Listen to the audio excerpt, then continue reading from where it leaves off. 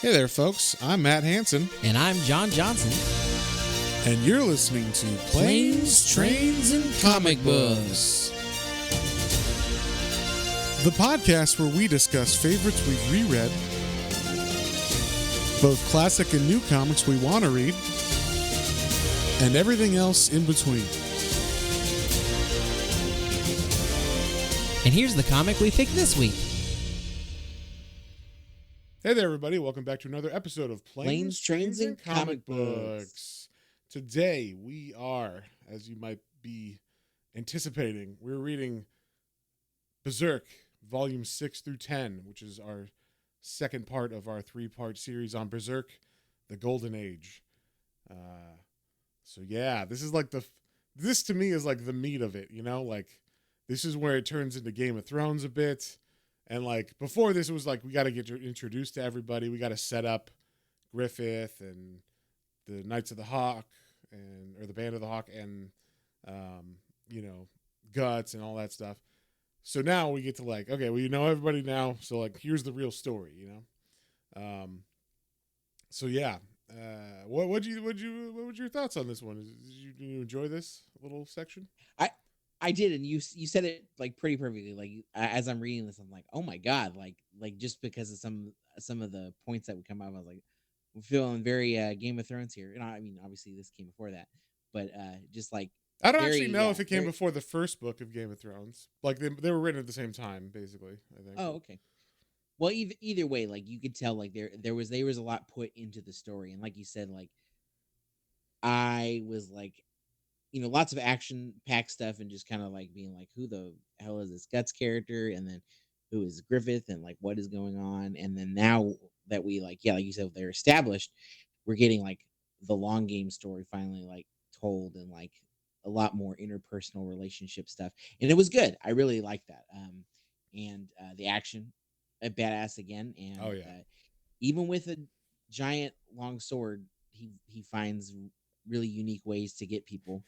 And I definitely feel like I like this era of Guts. Yeah. Like the beginning, I was kind of like, well, I don't know about this dude. Like, Well, yeah, because that's him. That's Yeah. him after all of this stuff. So that's like the buildup. This is the buildup of how he got there. Yeah. And So I am curious to see, because I like how he, from where he was to now, and like see, because I like this era of him so far. Like, Yeah. he's definitely cool. I see why you like him. Yeah, he's like coming into his own. You know, he went from like I don't want to be here and I don't like anybody to now he's kind of got friends and he's feeling like he's part of the group and he likes Griffith and Griffith is like pretty cool to him, and he's fully on board with Griffith's dream and all that stuff. So, but yeah, like I said, this is all Game of Thrones stuff, and much like Game of Thrones, I mean, we kind of know because we know what happens at the beginning of what happened at the beginning, where it's like Guts after this. So it's like, okay, well, obviously something goes bad. so yeah, Shit goes south real quick. yeah. So we start off right where we left off in the last one, where Griffith is now like working, or like the Band of the Hawk and Griffith are working for this king of Midland, and he's making a name for himself. In fact, he's making a name for himself too much, because the brother of the king, I don't remember his name.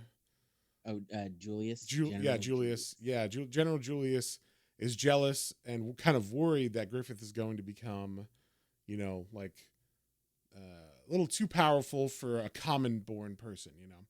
He's like, it's ridiculous, because the king is very much like, well, I think he could be knighted. If you impress us even more on the battlefield, I see a commission. And like Julius is like, fuck that. What are you talking about?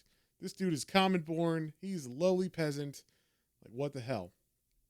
But Griffith, he's doing his thing. He's just doing what he's paid to do, right? But we do notice, and I don't know what you got from this. I kind of want to ask your opinion on Griffith in a second. But we do see like the princess, Charlotte, who is kind of interested and intrigued by Griffith, because one, I don't know if we said this at the beginning, but he's a very beautiful man, right? Like very soft features. Very soft features. Even other guys are like, I'm a guy, but Griffith's pretty hot, right? Or am I wrong on that? Like, Very like much. they actually say that. Yeah. Like, there's a scene between two guys who are in like a battlefield or whatever, and they're like, I know I'm a guy and I'm totally straight, but Griffith is hot, right? Am I the only one who thinks that? Like, so yeah, like, and then the women just adore him. Like, they show him later on, like going through like the court after he's like won battles and stuff, and all the women are like, "Oh my God, it's Griffith! Like, he's so handsome and he's strong." Like, so Very much so. yeah, so she's kind of taken with him. Now, the question I had for you about Griffith. So this like before this, Griffith is just like, I'm a man with a dream.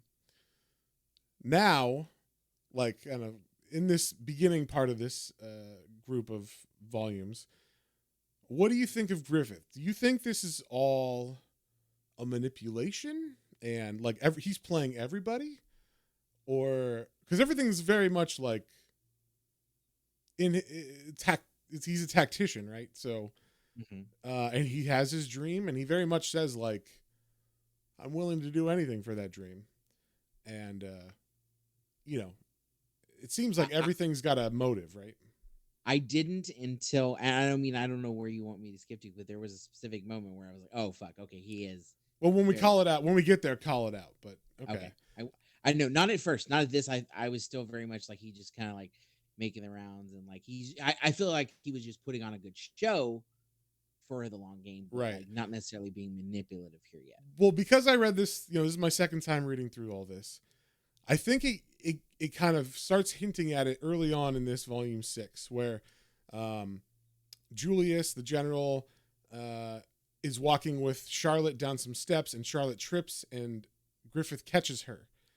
And then Julius is like, how dare you touch the princess? And he slaps Griffith. And then Griffith just kind of smiles and is like, please pardon my rudeness, General Julius. My bad. Like, and you can see he's got this fucking like evil kind of like he's got to hold it in because it's part of his plan. Like, he needs it to work, Yeah. He needs to be spotless and like no one can question his motives. Right. So, but obviously General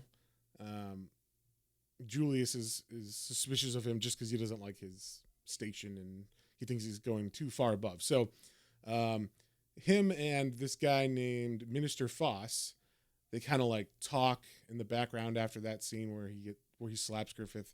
And Foss is kind of like who's that guy from Game of Thrones that's bald? Vargas, I think his name. Is that, or is it Varys? Varys, yeah, there you go. Yeah. And Varys is similar, right? Like, yeah, very much so. But like, there's all this like background planning and politics and stuff going on in the background in this. That's why I said it's like Game of Thrones, because basically everybody's just kind of playing each other for whatever gains they're trying to make in their own professional lives or political lives. So not necessarily the throne in the end for all of them, but just like whatever they're trying to do. And can I say real quick, just because it was first time I saw him, it was like kind of killing me compared to all the other characters. Does Julius not look like he's like the lead singer of like an 80s rock band? Yeah, it looks like Spinal Tap or something. That's what I was thinking. I was like, is that Sebastian Bach? Yeah, no, if he was, if he had a Sagittarius, or if he had a sign that they were going to make him be in like a Spinal Tap thing, he would definitely be a Leo, because he's got this big mane of hair and everything. So, so him and Foss kind of come up with a plan, like potentially to kill, the Band of the or to kill Griffith. Like basically, they just Foss plants the seeds in Julius's head. Like, maybe he could die sometime, like poison on an arrow. And Julius is like, what? And then he's like, yes, you're right. Like, yeah. So this actually comes about pretty quickly because the king goes on a hunt, kind of like in Game of Thrones, and but they're hunting foxes in this instead of pigs. And in the middle of that, like, Julius has set it up so that there's an archer with a crossbow who has a poison arrow. And while Griffith is talking to the princess, all of a sudden her horse just takes off running. Now, do you see why it takes off running? Or it gets scared by a boar, right? I guess the men unleash the boar in order to scare it, so that commotion starts. Is that what you got? I think so. Yeah, I wasn't. It just seemed like it had like the board. Well, I wasn't sure if they were doing it to drive it out for this plan, or if Julius or it just happened like that. Was it on purpose they drove it out for the part of this plan, or was it just part of the hunt? I wasn't sure on that, but either way, they scare out this boar from the bushes. It rushes for Charlotte's horse. It freaks out, and then of course Griffith goes after it, and this is like now he's in the open. He saves the princess, but as he's bringing her down, all of a sudden he gets shot in the heart with a bolt. Now, what did you think of this part? Did you think, oh man, he's dead? It's a poison arrow. No, I knew that something had to happen because, like, obviously we see that he's some kind of interesting supernatural being later. So I figured here was like something had to do with him, with that egg thing, maybe, or like. But it definitely was like, oh shit. Right. I mean, he gets hit like right where his heart would be, and Yeah. it does go through his like plate and stuff, his plate armor. So, luckily for him though, his little behelit, little egg medallion around his neck is actually what gets hit by the arrow, so he doesn't even get a scratch, because all you need apparently for this poison is a scratch. But you see it does stab into the little behelit, which I guess doesn't do anything. But it's just more of fate, right? That's kind of, we know that he's destined to be something more. And when he realizes that there's this certain poison on this arrow, he finds out that it's like expensive poison, and only like this pharmacy had it, and that must mean that a rich guy would, and the only rich guy that bought this poison was Julius, or a man commissioned by Julius. So Griffith is like, I know exactly, what to do. And basically what that is he's like, hey Gus, why don't you come to my office tonight? And Guts comes up there and he's like, I need you to assassinate Julius. He explains how he knows it's Julius, but then we see Guts going around with, a hood on, and he's kind of on the rooftops waiting for the right time to kill Julius. Now, what did you think about Guts being an assassin in general? I only asked because he's got a sword that's very recognizable to me. Yeah, I was wondering how he was gonna hide it under his cloak, basically. Well, I don't even mean that. I mean, if other people saw him running from the scene and they see a giant sword, it's like, oh, it's that guy with the giant sword who's with Griffith. Like that, to me, that was like the giveaway, right? But they kind of explain that away by having, when this assassination happens,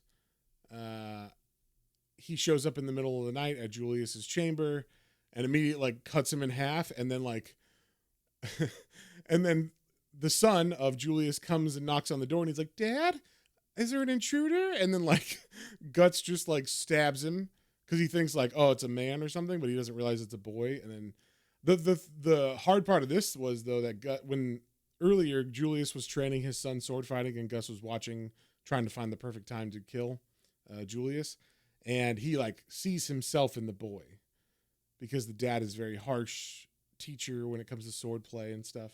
So he's like, oh, I remember when Gambino would do that and this, and kind of he relates to the boy a little bit, but then he ends up like stabbing him all the way through, and it's pretty fucked up. He kills him. And then the reason why I said, people don't, it works out for him conveniently that, even though he's got a very recognizable sword and people see his face, well, he just, anytime people come up the stairs and see him like with the dead kid, they're like, hey, stop. And then he just murders them. And then he ends up like just murdering anybody who's in his way to get out of this place. He even gets shot with like an arrow and stuff, but he's able to escape. But not before, like he actually passes out from his wounds and stuff. And he has some dreams about Gambino and fighting Zod from last time. And, in this dream, he actually gets killed by Zod. But then when he looks at Zod's face, it's his face, and it's like all weird, and he's demonic, and it's like, what does this mean? Did you have any thoughts about this dream or like what you thought it might mean?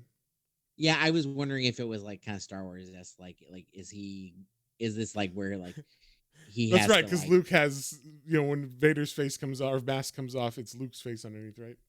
exactly, yeah. And I Yeah. was like, oh, is he gonna like? Is this how he's gonna like become like an ultimate, killer in the end? Is he like gonna get some kind of power or take something like that? Yeah, so it Right. was interesting. Yeah. So, in the meantime, all of the rest of the band of the Hawk are like eating dinner, and they're like, "Where the hell is Guts? He hasn't been here all day." And then after Guts recovers from his injuries, at least enough to walk around, he shows up at this dining hall where they're all eating, and he looks rough. Like he looks like he's been shot with an arrow. And of course, Casca's like, "What the fuck happened to you?" And Guts is like, "I gotta rest for a second, and then we gotta go talk to Griffith so that he can kind of confirm the assassination was completed." And so they go to find Griffith, and Griffith is meeting with Princess Charlotte. He and it's not necessarily, I don't know what you thought at this point. Did you think it was like him actually trying to go after her or him just being nice? No, I think this still seemed like he was just kind of like being nice and being cordial. Yeah. Now, obviously this is supposed to be in like one of those time periods like medieval times. So like she's 16, but that's perfectly normal age for that kind of thing back then, right? So Yeah, yeah. like No, yeah. I still took this as a period piece as far as like relations and things like and talking of things going on. Yeah. Like it definitely, yeah. Even with like some Game of Thrones shenanigans where there's like some like obviously like Guts was raped and whatnot. Like even those things like that. That's that aside. Like there's the time period still like, oh yeah. So Charlotte, okay, is Griffith getting close maybe like to marry and then he would be noble, or Mhm. is he just again being being kind because he's working for the dad? But yeah, Yeah. I was just wondering what you thought at this point. Cause like I don't know what it was like to read it the first time. I don't remember what I thought. So you're like my first time reader question guy. So no, you can obviously tell that she's like very much she's becoming smitten with him for swooned. sure. Yeah, But he's not seemingly like very romantic towards her or anything. And what I feel like is he's actually like making her want him more by like not nagging her, but like if he was to be like, "I love you, marry me now," it would like one, it would fuck up his plans because he hasn't established himself enough in the kingdom yet. But but he's definitely sowing the seeds for like to make her obsessed with him, kind of thing later on. Um, definitely. yeah. So he's just playing the like, I'm so cool, aren't I? Aren't I like awesome? Uh, I'm like, I'm so badass. yeah, I'm so badass, and like I would never do anything to hurt you, and you're like, you're just a lovely princess. So uh, so Guts goes to see him when he's like talking with Princess Charlotte, and Casca goes with him, and his Guts is like just gonna walk up to him. Casca's like, no, you can't like interrupt him. He's talking to the princess right now. And we get some interesting stuff right here between like Guts sees Griffith and him talking to the princess, and then also Casca sees this too.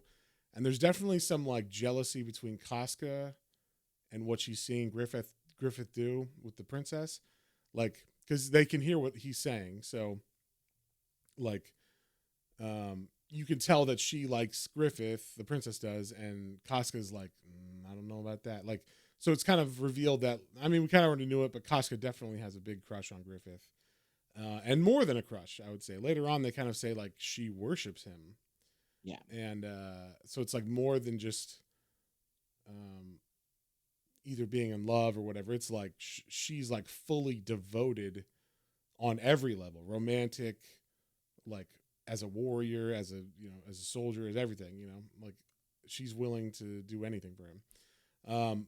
But also in this moment, we get a very pivotal thing said by Griffith, where Charlotte asks, like, who's a friend to you? And he's like, a friend? Like, I don't have any friends. But if I did, a friend is someone who is my equal, not someone who like would work under me, or I would lead. It would have to be someone who was like as great as I am. And Guts hears this, and it's like level unlocked. Like, like just like something clicks in his head, and he's like, I'm like, to be a friend of Griffith, I must be his equal, which means I can't just like be under his command.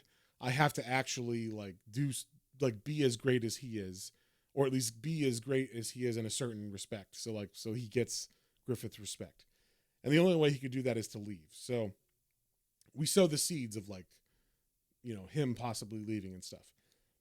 Then right at the end of him saying that, we see someone run up and say, "Oh my God, your uncle Julius is dead," to Princess Charlotte, and we get this great panel of like of everybody running away, and then we get like Griffith smiling evilly, like haha, like yes, excellent, like his machinations are coming to fruition now. So I just love this. Like reading it now, the second time, I see all this stuff like really seeded early that I didn't notice the first time because I didn't know to notice it. So with that, we get this great, like, we cut to probably like, I don't know, the one thing about this is they jump like 3 years in this 6-volume arc. So like the time, they don't tell you how much time passes most of the time, but like actually it's 4 years, I think, because they're 3 years in Midland fighting with them, and then the last year after everything happened. So it's 4 years total in this arc. So they don't tell you like how many times progressed, but it seems like Griffith is now definitely part of the army for sure, the Band of the Hawk, and he's valuable to the king. And he actually meets that minister Foss, who in the hallway, who told Julius like, "Oh, you should poison him with an arrow." And I love this meeting because as they talk, it's very much like a coded thing where like,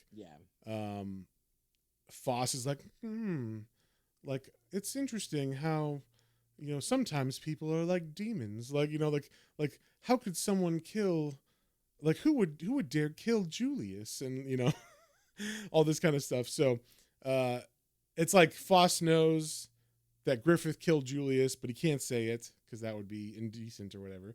And then from this moment, there's very much like this puts Foss on Griffith's radar. So as Griffith walks away down the hallway, he like stops and does a turn, like a badass turn, and then he stares at fucking Foss like, "I know what you fucking did." And then like and then Foss is like, and then like Griffith turns around and walks away. And it's like, "Oh, that's a badass move." Like, "I heard everything you said." I heard everything you did. Yeah. Yeah, like he's just full on, right?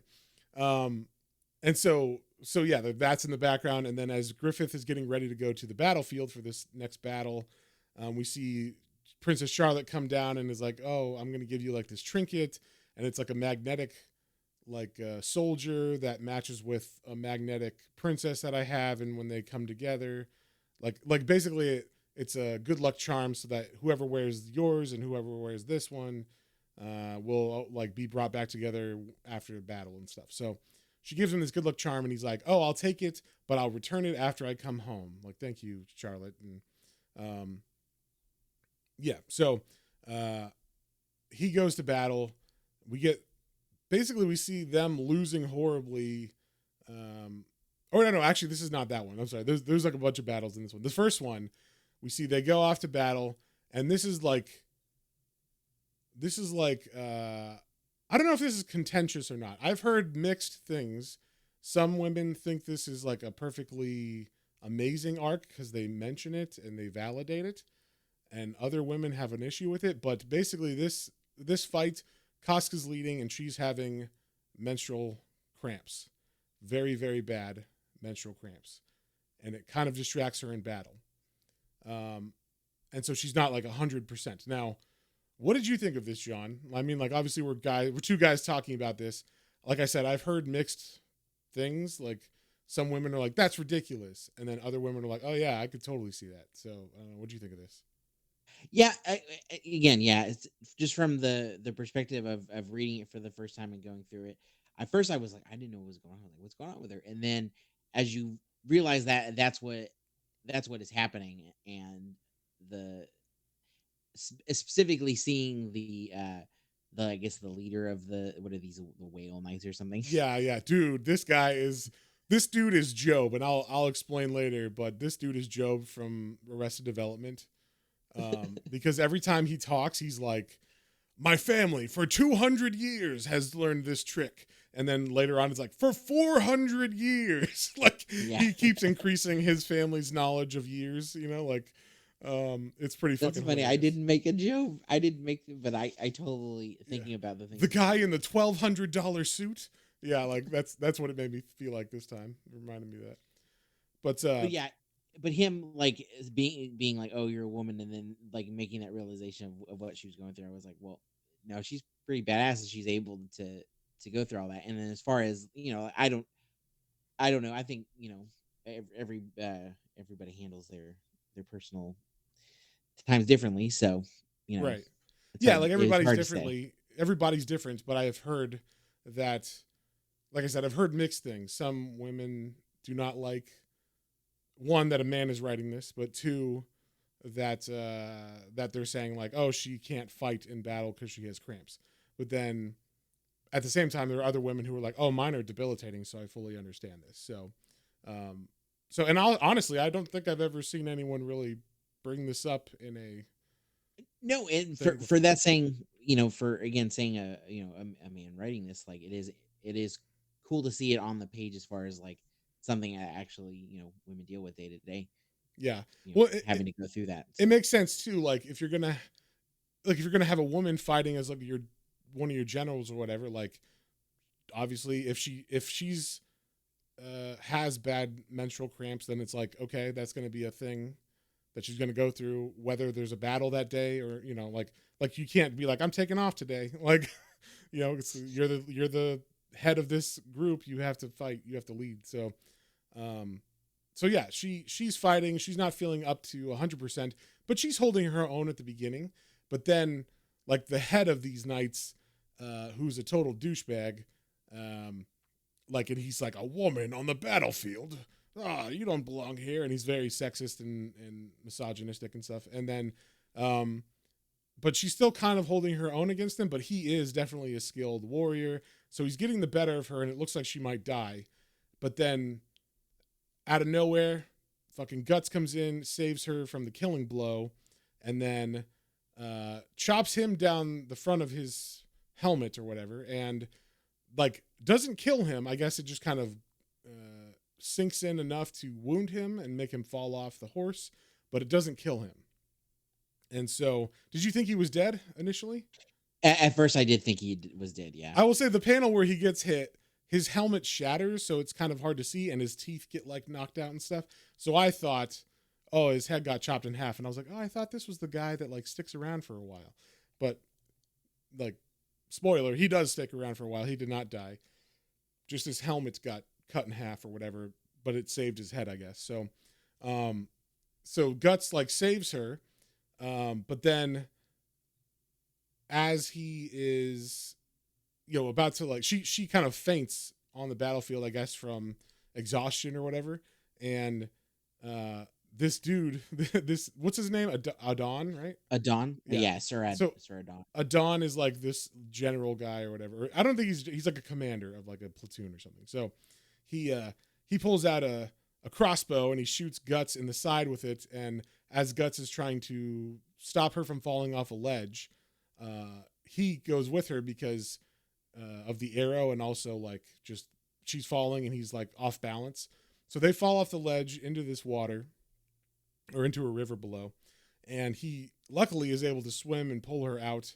I did like how they mentioned like he's like, that's the last time I'm swimming in armor.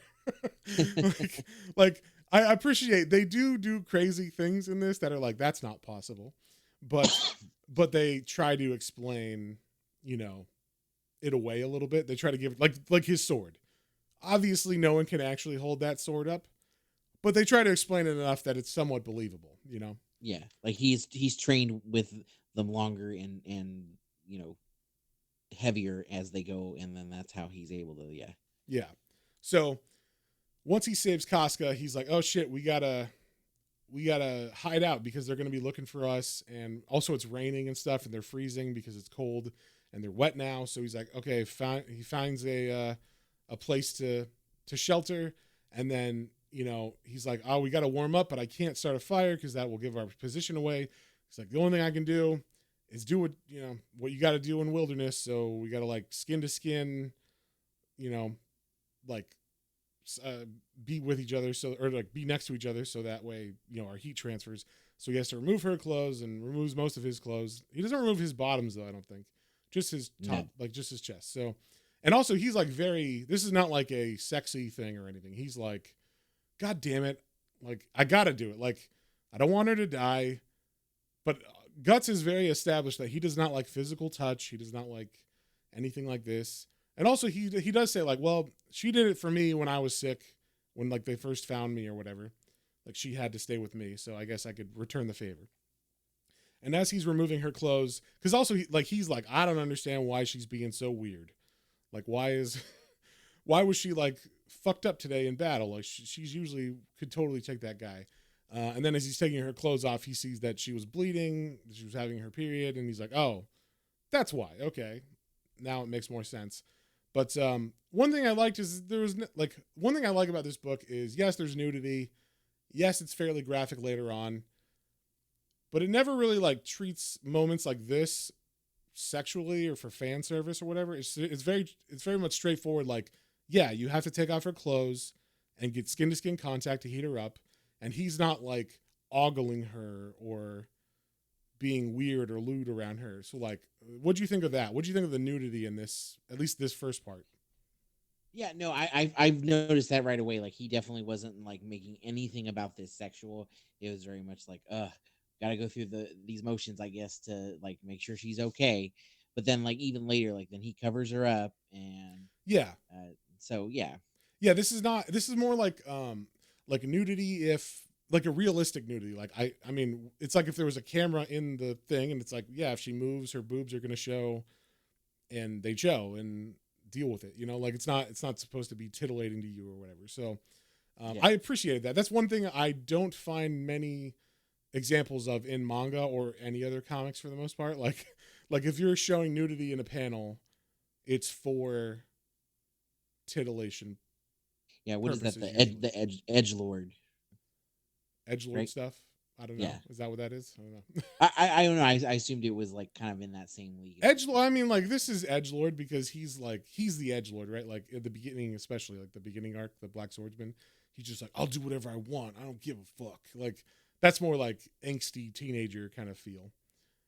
Oh, I thought the nudity stuff kind of fell into that same line. Not that I know of. Maybe it does. I'm just not familiar with it. But I mean, it could be like I'm just gonna show tits because guess what? You're reading this and deal with it. I guess you could if the writer is an edgelord, not the character in the book. Yeah, okay, that makes sense. Yeah. But yeah, like you said, he's very respectful of her. He covers her up. I mean, as of right now, we don't know for sure, but it's very possible that Guts is a virgin and he's never even been with a woman or seen a woman. So he's very respectful for someone who is, a young man, we'll say, in this situation. So, he covers her up. He waits for her to wake up. When she sees she's naked, she's like, "What the fuck?" He's like, "I had to. You were gonna die of like hypothermia." And then she like punches him in the face. He's like, "What the fuck? Like I was just helping you out." But she's very angry about that. And then as they talk, they kind of go back and forth. They wrestle a bit. And this was also like another thing, yeah, this all felt like not sexual. Like they're wrestling and stuff, but there's no like weird tension between them in this. Usually I feel like in a manga or other forms of media where they have this, it would be like, oh, this is going to lead to a sex scene. Did you think that? I was wondering if this was going to lead to a sex scene because it was like a start and stop 2 or 3 times. So I was like, oh, are they trying to build something here? And yeah, like it was nice to see like I like the way that it ends of like them, kind of like basically pulling information out of each other. They bond with stories about Griffith, basically. Yeah. Like she like once they stop arguing and he gives her his shirt, she's like, they start talking about Griffith, and he's like, so why are you with the Band of the Hawk anyway? And we go into her history. We finally learned out about how she got with Griffith. And basically her dad sold her away to be like a worker on this rich guy's farm. And at least that's what he said. But then, or at least rich guy's castle, I think. He looked to be a nursemaid or something. And, but then once they got far enough away from the house, it was like, oh no, he wants her as a sex slave. He started to sexually assault her. And then Griffith shows up and basically saves her. Or he doesn't save her. This was also a cool part. He shows up and stops the guy from sexually assaulting her. But then he's like, hey, if you don't want this to happen, don't let it happen. Here's a sword. And he throws the sword down and he's like defend yourself, basically. Like, if you want to live, protect yourself. And so he gives her the means to protect herself, but she's the one who ends up killing the guy. As he tries to jump on her, she stabs him and kills him, which I think is pretty powerful, especially when you think this came out in like the 90s. I think this section was out in the 90s. Like, when you think about when this came out, I can't really think of like many other stories that give women this much like agency. And like, even though like later on we see like, oh, Griffith is pretty manipulative towards them, it's not just her that's getting manipulated, it's everybody. So it's not like just her that's fooled or something, No, yeah, Griffin has his ultimate plans, but like very Griffith, much John. Griffith, pardon me. Sorry. I Griffith. He has his ultimate plans, but it's very obvious that like even in like I obviously in this initial setting he was not like, oh yes, I'm going to make this girl like work with me. Is that do you think that? I don't think that. I think John, think about this, because the second time reading this, I was thinking about this. I don't think he thought she's going to be an awesome soldier, but if you treat everybody that you meet the way that he treats her, you will have soldiers that would die for you. You know what I mean? Like he's manipulating everybody to a certain extent because he needs an army that will die for him. Okay. That will like do anything for him. So like even this moment where you think, oh, he's being a nice guy and saving her from sexual assault, and like, he gives her a sword to protect herself and like lets her do it. Isn't he? Is he manipulating her? See, then that's a weird thing. Like, so where does that, that's like a line that like, where can you be a nice person, or where can you not ultimately be trying to manipulate someone? Like, that's a weird. What do you mean? Are you Griffith? No, I'm not. I'm sorry. That sounded weird. You're like, yeah, we all manipulate people all the time. What are we being nice or not? Yeah, like we all want to get something out of it in the end. No, that's what I mean though, is like, so like, but we know, does everything he does have to be part of his grand scheme? At this point, yeah. The second, he's already Band of the Hawk leader in this scene. So he is already in his machinations of how to be, ruler of the world or whatever he's trying to do. So he's already in that mode. It's not like he's a little boy or something, So I guess that's true. Okay, I didn't think of it like this early on being. See, and like, okay, so we have not even come to the part where I was like, oh, okay, I get it. He's definitely like, all these things are right, because this part you don't really know it. You're just kind of like, oh, I guess he's kind of nice. That's a nice story that he saved Casca or whatever.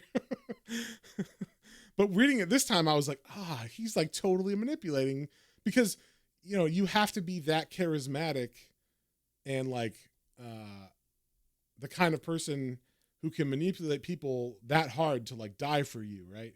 Like he is in that mode at this early stage. And he kind of shows it in the next story that she tells about Griffith, where there was this guy, she joins Griffith's Band of the Hawk. I don't even think they're called Band of the Hawk at this point, but she joins him and he lets her fight, as part of the group. Treats her like a man or treats her like, I say a man because that's what it would have been back then, but treats her like, anybody else. And when you're the leader of a group of soldiers, you need money to support that.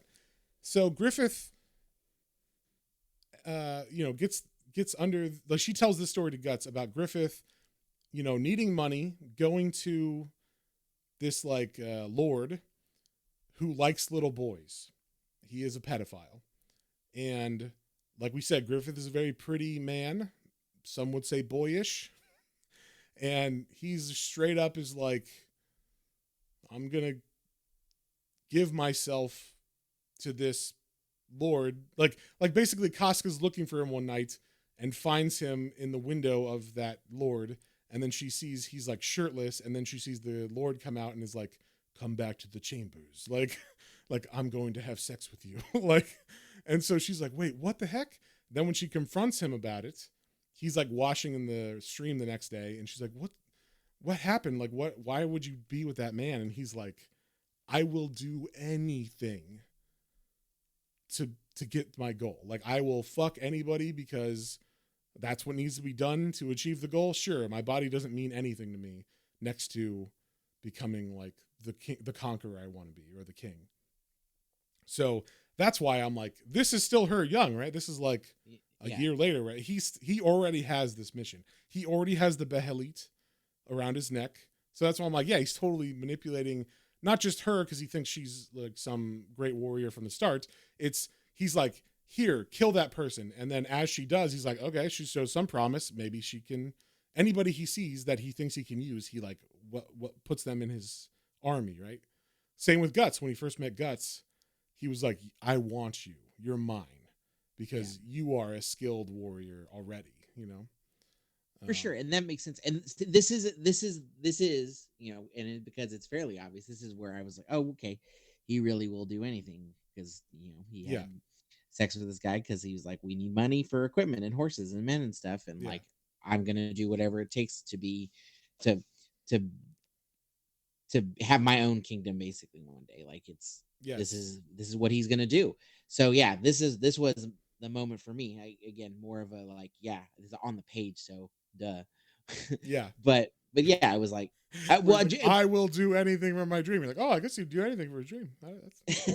Well, but on the fact of like being manipulative, I did not think any of the other smaller things were that manipulative yet. But then, like you said, now looking at that as we're talking through it, like, oh well, yeah, maybe he's just been a manipulative piece of shit. Well, this is all second reading stuff for me, right? So that's why I'm seeing it now. I'm like, ooh, that means he was playing the long game like way back then, And one funny thing is like Guts is like, I don't know if I believe that fucking story. Like, but then, I don't know. I think they come about it where he's like, I guess maybe that happened. Like, I don't know about that, but Guts does not like that, the idea that Griffith would do that to be king or whatever, or to be whatever his end goal is. But yeah, so then they're still chilling in this like I guess cave or whatever, and they do have a couple of moments where like she kind of reveals that she hates Guts, mainly because, or not hates him, but really doesn't like him because Griffith, like she has that infatuation with Griffith, and Griffith is more infatuated with Guts than her. And like, in that, just like I said, when Guts showed up at the beginning and fought Griffith, and he's like, I want you. Like he told Guts, I want you. She's like, why couldn't he want me? And we kind of learned like, oh, she means like romantically in every way, actually, like romantically as a soldier, all that stuff. She wants Griffith to look at her like he looked at Guts or looks at Guts. So, and there's kind of this moment where she's like crying on his chest, like hitting him, and he's just like, what the fuck? At least that's his face. I don't know if that's what he's thinking. We don't see what he's thinking. He's just kind of like, but like she's freaking out, and he's like, all right. And then right in the middle of that moment, he hears a noise. It turns out there are the people looking for them, the whale knights or whatever they're called. And so they have to immediately go on the run, but she's still feeling her pains, right? She's not 100% recovered. It's only been, I think it's probably just been hours since they fell in, right? So they're cold, they're hungry, they're sore and everything. Also, Guts got shot with an arrow in his side, so like he broke it off, but it's hurting still. Um, and as like they run into a clearing in the woods, all of a sudden they're surrounded by soldiers, and we see that fucking idiot Adon, the general or the commander guy, and he's like, "Haha, you're alive! I knew it. I would find you, and me." Like, I'm about to kill you with the knowledge of my 400 years of my people. Once again, he just keeps increasing the years of, his family's knowledge of war tactics and stuff. But he basically says like, "Oh, I'm going to kill you and I'm going to like rape Casca." That's what he says he's going to do to them. So immediately Guts is like, "Hell yes. Like, let's fucking fight then if you think you're so good." So they try to send a couple guys in and he chops them in half. Then they have this pretty cool, like, back-to-back fight scene, which I thought this was pretty awesome. What do you think about this fight scene? Oh yeah, I like that. I like getting to see that she can hold her own. That Casca is there's a reason she's one of the heads in this of the Band of the Hawk, Yeah. because she's fucking badass too. Yeah, even when in the state she's in, not being 100%, Yeah. Yeah, so, but the problem is there are over 100 guys here. Or maybe around 100 guys, right? And like they send this one big guy in named Samson, who's like the brother of Adon, and he's got this mace like on a chain. Is it a chain mace? I don't know. Is that a mace? I If think it's on so. a chain, I think if it's on a chain, it's a mason. If it's a it's a morning is that star. If it's on a wait, I think it's a morning star if it's on if it's on a chain. It's a mace if it's on a stick or whatever. But either way, he's flailing it about, and Guts is like blocking it with his sword because it's like 3 times stronger than a normal sword, so it can take those hits.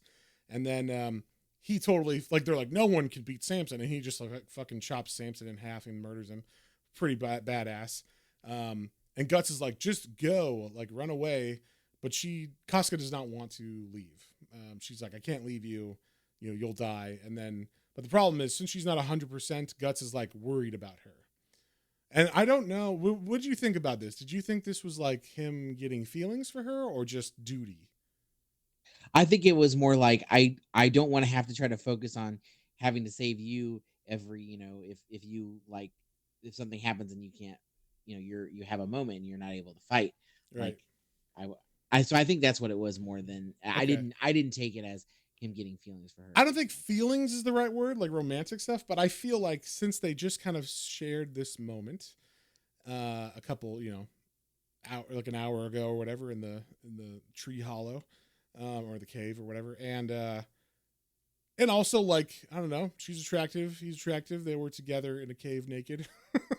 Like I think they're kind of sowing the seeds for like he does care about her, but he hasn't fully realized it yet. Yeah. I don't think he knows that, so it's not been said out loud by anybody or really like hinted at too much. But he definitely cares about her, at least. I mean, they've been fighting for years in the Band of the Hawk, and finally he's like, there's a duty, right? Like, oh, you should run. I don't want to have to worry about you. There's that like practical thing. But I do think there is something there where he's like, I care about her as well. I just don't know how to express that or anything, Okay. Even if it's just like as a friend, because she is part of the Band of the Hawk, and he has grown to be part of that group, so it could be like a platonic even feelings towards her. But That's true. Okay. I think there is feelings there now where there wouldn't be before. Before he would have just said, "Get out of here or die. I don't give a fuck," But that is not what he feels like now. And so she takes off. Guts is like, I'm just gonna murder everybody who tries to take her on, or to follow her. But some people do follow her, and I like this scene. Like, she's obviously not 100%, but she's holding her own against these guys. There was like 4 guys that follow her. She like cuts one of them in half as they try to like jump on her and shit. And this is intercut with Guts fighting 100 Like men. literally 100 100 men. So, and this is like great. Guts is like, like they shoot him through the hand with an arrow, and they're like, haha, we've disabled one of his left hand. And he's like, yeah, like I think this is totally gonna be fucking awesome. Like he's very much like Goku, where he's like, I must fight because fighting is fun. Like that is kind of how I feel about that. Did you get that sense? Very much so. Like I need to become the best person I am. So like yeah, let's fight. Yeah, he's excited about it. But eventually, when we cut back to Casca, she is overpowered by these three guys, and they're very much like, "Oh, before we kill you, we're going to sexually assault you." And I liked this scene where she's like, "Fuck that! Like, I'm not going to let these guys rape me." So she like picks up a stick and stabs the dude through the eye that's about to try to rape her. And then as he's falling backwards and she grabs her sword to fight the other two, arrows fly out of nowhere, and we see the other band of the Hawks have found her, and they're like, "Hey, we're here to help you." So they kill the other two. And she's like, you can't like wait here with me. We got to go get Guts. And they're like, "What do you mean?" And she's like, "He's back there. He's fighting like 100 guys. We're going to be too late. Like, there's no way he survived this." So then we get possibly the coolest fucking fight scene where Guts is just like fucking murdering everybody. And it's fantastic. It's like, he's just having a blast murdering everybody. And then, so they're like, we see Casca and the Band of the Hawk, and they're hurrying over to hopefully get there before, he's dead. And they get there, and there's just bodies everywhere. In this scene, you just hear in the background, "Let the bodies hit the floor. Let the bodies hit the floor." Like that song was made for this moment in this comic. Like, it is fucking fantastic. Just hundreds of bodies all over the ground. They walk up, they're like, "What the hell happened?" And she's like, "Oh my God, Guts, where is he?" And then she like looks over, and he's just sitting on a tree, like leaning against it. And she thinks, "Oh, maybe he's dead," because his eyes are closed. And then he looks up, he's like, "Hey, what's going on?" Like, and then he just looks like, he looks like dog shit because he just got, fought with 100 guys. But it was pretty awesome. Like, he's just like, "We need to get out of here. I'm fucking tired now." Like, but it was fucking awesome the way that I love that scene. What do you think about that whole moment? Oh yeah, no, it was fucking fantastic, and like you said, like everyone he goes through, and they even with his big sword, like he finds unique ways to like shove the the hilt into their face, or like cut them in half. I like the or, one he like jumps and puts it in the dude's mouth as he's jumping over him, and then he just like comes down and it like goes through the dude's head. It's like anything that could be done with this sword is done with this sword. It's fucking awesome. Yeah. We were talking, I don't remember, I think it was in Claymore. Some of the deaths seem to be kind of like repetitive. Mm-hmm. Not in this one. Yeah, no. Yeah, this is definitely like the gold standard for me of battle sequences and stuff. There definitely are like little manga things that I think are part of the genre, like tropes. Like, for example, every time they go up against the next, big bad of, an army, it's like they're the next level up bad guy. So it's like they got to have a name. It's the heavy armored purple knights of the Rhino Force or whatever. Like they have just crazy wacky names to, I guess, sound intimidating. But like that's very much to me like a manga trope. It's very Dragon Ball Z, where like every time you go up against someone, it's like the next level up, and so that does occur.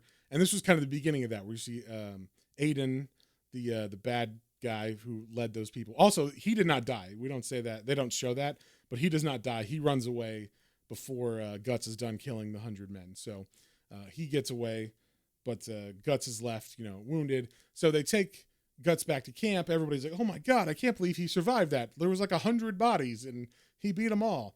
Now, I think at this point is where Casca starts to maybe get some feelings. Like, she seems to care a lot more about him after this moment.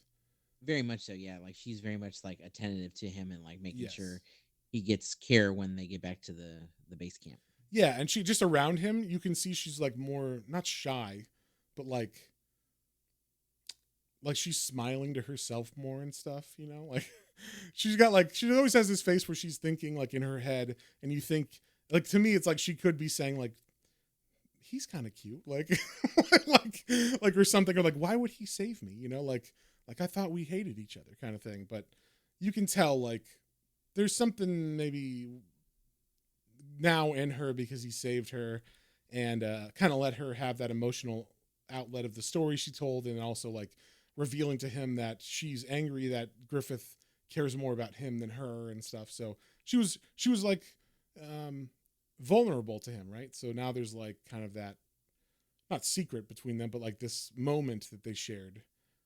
That's kind of their special moment, and it's the first time they've ever had that kind of thing. So, and no one else knows that about Casca, right? Like, and we see that like you said, she's way more attentive. So like, Guts is trying to recover, and who is it? Judah, I think, is this young guy in the band of the Hawk, and he's like, "Oh, why don't you give this to Guts? It's some pixie dust, elf dust, which heals wounds." And we kind of did we know that from Puck? Yeah, I think so. Okay, yeah, Puck, the little fairy guy that Guts has in the first story arc of the Black Swordsman. I think he heals Guts' wounds a couple times or something in that with fairy dust. So. Judah says that to her, gives her a little sack of it, says that's my last of it, but use this on Guts because, we need him tip top for this battle and stuff. So she goes to his tent. He's not there. And then she sees him sitting on a hill and she's like, what? Like, she's kind of like looking up at him. Then she comes over and she's like, let me rub this stuff on you. It's like, so it's like, and also this is also the first time, speaking of like Guts having feelings for her, if you notice, he kind of is uneasy about her touching him, but he does not react like he has before. That's true. She starts like rubbing on his wounds with this pixie dust, and he lets her do it. You could tell at first he's kind of uncomfortable, but he doesn't say anything. Whereas before he was always like, "Don't touch me," like no one's allowed to touch me. But then like he lets her do it. So that's why I'm saying like I think they're catching feelings here. Like this is where it starts. Did you catch that, or did you think that the first time, or do you just think they're growing as like platonic leaders? No, I think so, because when it showed her like go to like put it on the wound, and like it showed the close up of like her hand like slowly rubbing against his the cut on his arm or whatnot, it definitely felt like a little more of like not, again, not sexual, but definitely like she's noticing his bicep.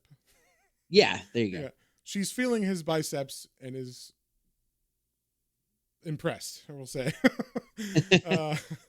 Potentially. I mean, they don't say that, but it's very like you could assume that, it's kind of in the art. She's giving furtive glances towards his arms and stuff, and also we get a moment where he, like, since she revealed how she feels about Griffith when they talked, before, he is now kind of opening about the way he sees Griffith and how like he took me in, and he's got like this burning desire, this flame that's all consuming, and I want to be part of that, but also now, like, I can't be a part of it because I want to be his equal. So like after this battle, like I'm gonna be leaving the Hawks. So like he actually like reveals to her this secret that he's decided from the moment that he heard Griffith tell Charlotte, like the only way I can be friends with someone is if they were my equal. So he's like, I have to make myself Griffith's equal. So, so he reveals that to her. And I think both of these are like vulnerable scenes that show, how they feel. And it's like just showing how they're growing together, as a relationship. Very much. Now they seem to have like a little more like quippiness between each other, and yeah, like she definitely gives him some like longer glances, and yeah. But also, I think they both aren't willing to admit it yet, or maybe they both haven't realized it yet, because even Guts is like, so you love Griffith. Like, I get it. And I don't think he thinks that she would even want to be with him, even if she did have, or even if he thought maybe he liked her. Because when, like, later on, like, right after she rubs the pixie dust on his wounds and he's pretty much healed, they go down to the camp, and Griffith is there because he heard that they were saved. And, like, he's like, why don't you go give Griffith a hug? And she's like, what? And he like slaps her on the ass so that she like jumps forward into Griffith's arms. And like you can see immediately the second she's in Griffith's arms and he looks down at her, she's like, oh, like so she does have like a crush still on Griffith, and like that's in the background where she's starting to catch feelings for Guts, but that's not for real, or that's not like solidified yet. So yeah, I think this was that was a really big moment for both of them as characters.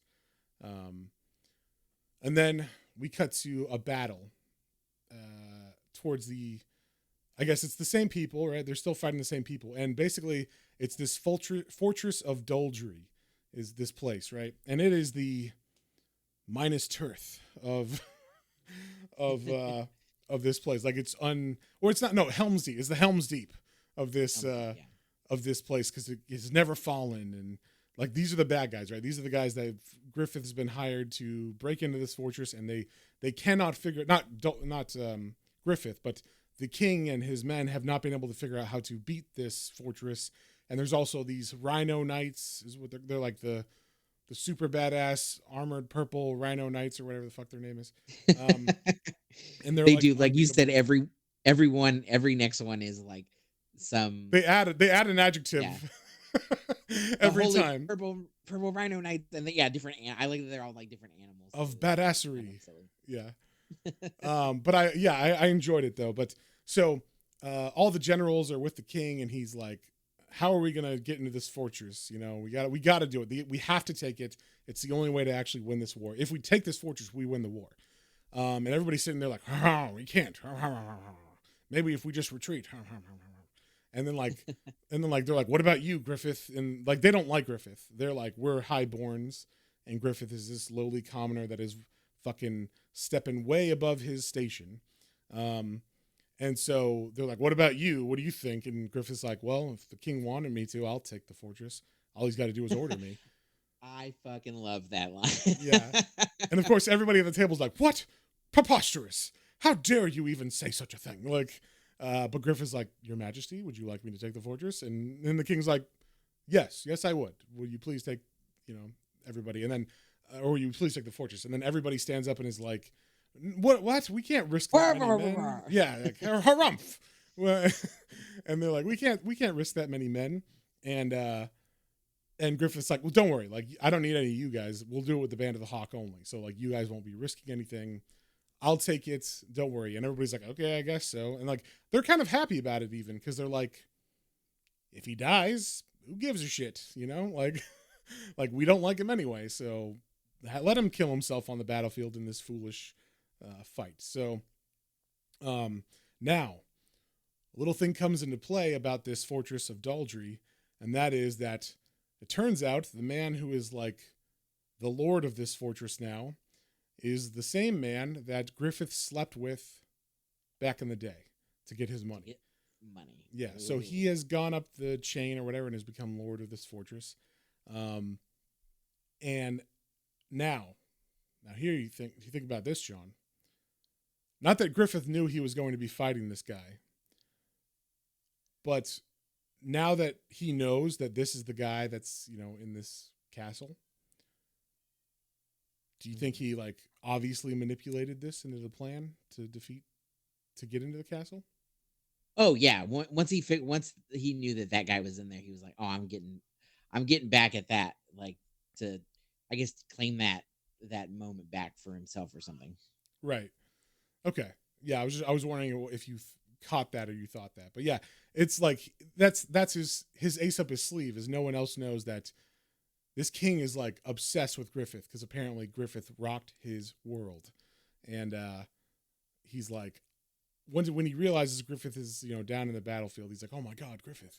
So, in the meantime, we do. Yeah. And I didn't know. I was just going to say, I didn't know that. I thought he was just going to get back into, again, like, I had to do that for him back in the day. And so now I'm going to take everything away from him. But then, yeah, when we see that it's actually more along the lines of like, oh God, is that Griffith? Oh, I remember that from all those years ago. I've thought about that night ever since. Oh, yeah. And he's obviously older now too. He's like, so. Yeah. Can you stop doing that noise, John? Yeah. So anyway, we also see like that idiot Adon is in this fortress, and he's like, I'm back from the battle. Don't worry, I saved myself. And then we see the actual general who's named Bascone, right? Bascone. What is his name? Yeah, it's Bascone. Boscone. That's what Bascone. So Boscone is like the head of the Purple Rhino Knight cavalry, and so he sees this idiot Adon, and he's like, "What the fuck are you doing here? You you ran away from your post and you almost let everybody, or you let all your men die, and then you return like you're victorious, like you're a fucking idiot. And he even like almost hits him with his axe, but he like holds the axe right before it.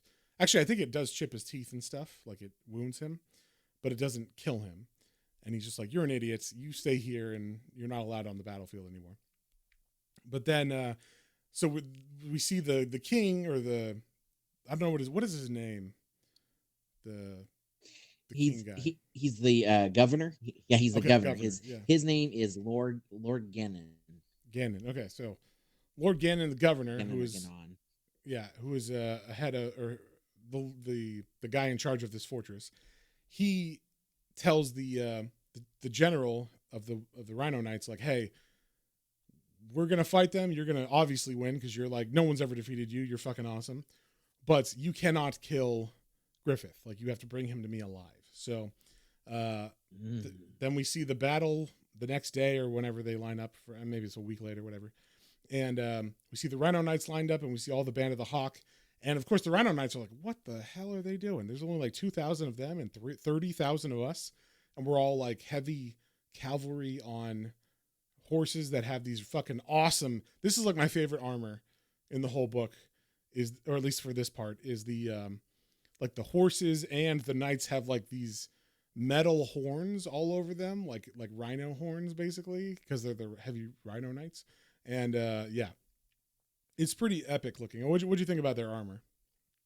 Oh yeah, I loved it. Like you said, like all of the one ups of like the next like bad guys, all of their armors were increasingly like weird and cool. And like, so like we didn't say the, so like the Adonis guy, or Addon's guy, his initial armor was like kind of like, I had like a As a whale whale, helmet. yeah, And his brother with the mace flail thing, yeah, Samson. he was, yeah, Samson, he had a helmet of a oh, with the fish with the light at the end that attracts the anglerfish. Anglerfish, And yeah. that which was kind of funny because he had the flail too. So I was like, little touches like that, they always make me happy too. Yeah, And then yeah, like, so now there's the rhino guys, and they have like rhino armor, and they're, big and bulky, and it's, yeah, it's a fun addition to what is otherwise seemingly kind of like, you know medievally type of yeah, like a more realistic culture. comic, but then all of a sudden there's Yeah, this like fun thing. Um, exactly.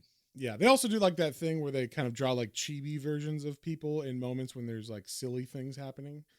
Yeah. So it kind of lightens the mood a little bit, because this comic can get pretty heavy sometimes.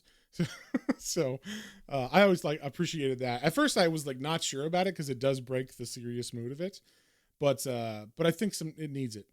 But we kind of were set up with that with Puck, the little fairy guy from the Black Swordsman arc, who's kind of goofy and stuff. So this battle starts immediately. Guts charges with his with his horsemen, and they just start mowing through everybody. They're like a spear tip going into these these knights on horseback, and they're chopping them in half. They're winning pretty good. They like immediately the Rhino guys are like, "Oh my god, they're just going straight for the general." They think that if they cut the general's head off, like that'll take the wind out of our sails. And so like Guts almost kills the general like right away, but he ends up only cutting off the horns of the general's helmet. So then like they start fighting back and forth, and the king, or the governor's watching from above from his castle, and he gets Going, worried. He's like, "Oh no, Guts is there." And then they see Griffith on the battlefield riding forward too, and he's telling Guts to fall back and everybody. And it looks like, oh, maybe Guts or Griffith might be killed. And so he's like, "Oh no, I must go down there. Give me, servants, get me my armor. I cannot have Griffith be killed." So like the Band of the Hawk runs away. It's a ploy to get them to follow them, but the general's like, something doesn't feel right about this. I don't think we should charge. I don't think we should follow them. And the king comes down in his armor, and he's like, "No, we must, this is the perfect time. They're running away. We must catch Griffith. If we don't, he might die, or we won't catch him. So like, I command you to charge." And so they do. They charge forward against the general's best tactics, I guess, or instinct. And he is very much like, what is your obsession with this dude? But yeah, all right. yeah. I mean, he does say like, "You're creepy, weird, like, desires or what. He mentioned something about like your dirty your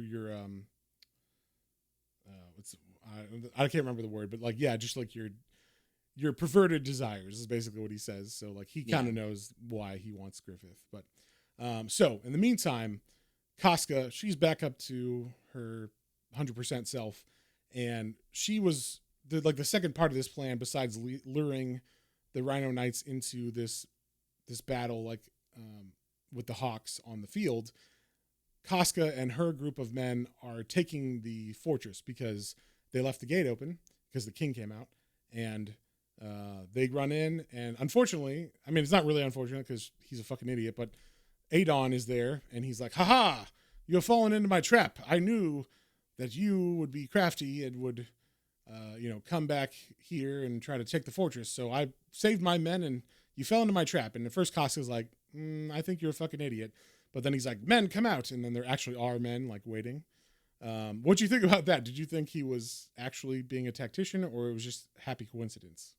I happy coincidence. I didn't believe for a second this guy's been he's pretty dumb. This dude deserves to be like on the Ginyu Force or something. Like that's yes. But yeah, every time, like I said, and then he does his whole like for 4,000 years, my family has been. And it's like every time he talks about his family, they're significantly older and wiser, and they have more moves and stature. So it's pretty funny. But and then we cut to the battlefield away from Casca and Adon, and we see the Rhino Knights are fighting, and the Hawks are losing people too, but they're holding their own. And then we see Bascone and Guts face off, and this by far one of my favorite battles. It is just fucking awesome. Basically, this guy and Guts are equal. In fact, Bascone actually gets like the upper hand because Guts' sword breaks because it's kind of damaged from the 100-man kill fest that he had. But right before that happens, we cut back to Casca in the fortress, and she ends up kind of kicking ass and winning over this guy, this Adon guy. And he tries to pull oh, please don't kill me. I'm sorry. Forgive me. I would never actually try to fight you. You're such a good warrior. I can't believe it. And then like, as she's kind of confused by him being stupid, like she's thinking to herself, like, how could I have thought he was a serious opponent?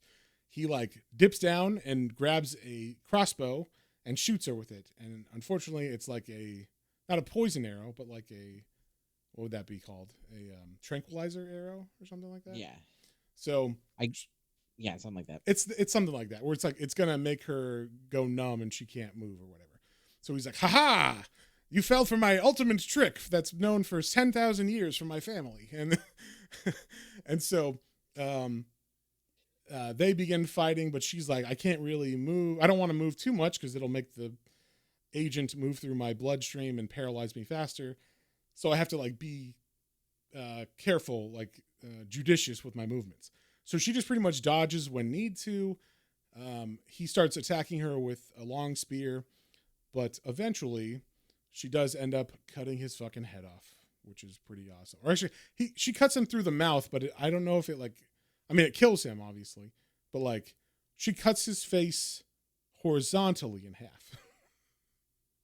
Like she gives him a Joker smile, but then also it's deeper than that. It's not just his mouth. Yeah. So she cuts him, not his head off, but like cuts him in the face and kills him. So like she's able to, that's what I'm talking about. Like they give her the moment where she's like, having her cramps and she can't fight correctly because she's not 100%. And you have that moment, but she's still able to defend herself as best she can. But then in this scene, she's like fucking awesome, right? So like, because she's 100% now. So I appreciate that they give Casca these moments. Yeah, they give her due and kind of like, not redemption, but they give her like oh no, she is fucking badass. Just, she was having a moment. Yeah. So then we cut to the battlefield and we see Guts and Bascone are, they're going at it heavy. Like I said, Guts' sword breaks and he's like, oh fuck, like I am dead. Like there's no way I can defend that axe with a knife, because that's basically all he has.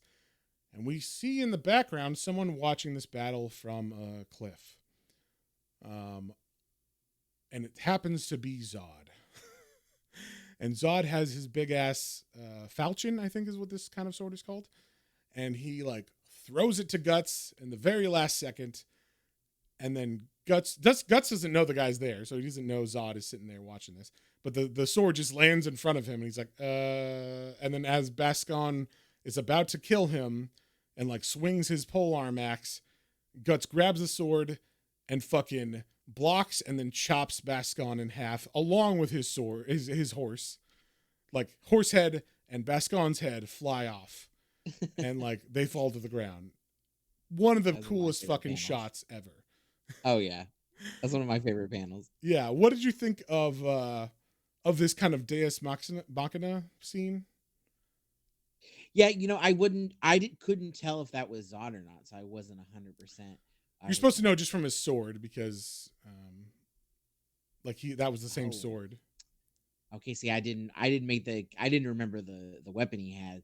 Okay. So I just was like, who is this shadowy figure on the hilltop? Right. I guess, you don't need to know. You're just like, who would do that? They kind of later on show some of that going on. But, so yeah, like now the Band of the Hawk have the battlefield, and then the king is like, oh my God, retreat. And then they turn around and they see the Band of the Hawk flags rise from their castle because Casca's taken the castle.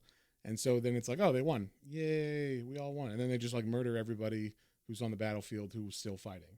And then one of the best scenes is the king is like, Griffith rides up to, not the king, the governor, and is like, the governor's like, oh, my old friend Griffith, obviously, we have a past, and I'm sure you would love to be with me like I was with you, and you feel the same, right? And then Griffith just like stabs him slowly in the eye, and then he fucking dies and falls to the ground. So I thought that was pretty awesome. Yeah, and then we see like Guts go into the castle, and we see Casca's like recovering from her wounds. He's like, now the anesthetic is starting to like kick in, so she's kind of like paralyzed, and Guts like helps her walk around and stuff, and it's like, hey, and they kind of like, you can tell like they're looking at the battlefield, and Guts and her, at first you think, oh, they're kind of like, now they're friends, right? They're friendly with each other, and you think, oh, maybe their relationship's gonna go somewhere here. But then we see she's looking at Griffith, and she's like crying kind of over him and stuff. And then Guts sees that, and he's like, all right, well, let's go to the battlefield then. I'll take you down there. Like, you can meet your leader. And he picks her up and takes her down. And we do see he leaves the sword, the fancy falchion sword, behind on the wall. And then we get a double page spread of Zod. So that's why you're supposed to know it's Zod's sword. Yeah, I just didn't know put that together. I didn't know at first when I saw the sword until I saw him on the spread. I was like, oh, okay. Oh, okay, yeah. So yeah, he says ominously, the eclipse will begin soon. The demon advent approaches. So like, obviously something's gonna happen more than something's gonna happen with demon stuff, right? Like. We haven't quite got, like, so far it's all been like human stuff we're dealing with, but obviously we know demons are involved in the world of Berserk because of the first story arc. So now like they're victorious, they're coming home. The king is like ecstatic that the Band of the Hawk basically won the war for them. And he's like, I'm going to give you like the general's, position, and you're going to be like the White Phoenix of the king, or like some kind of title, one like one of those fancy titles we were talking about earlier. Fancy title, yeah. Something about White Phoenix. I can't remember exactly what it is, but we see in the background the machinations of Minister Foss, who has not forgotten that, he definitely does not like Griffith, and he's teamed up with a bunch of other noblemen and the Queen, it seems, to poison Griffith on the celebration night of his victorious return. So they're going to throw a big party, and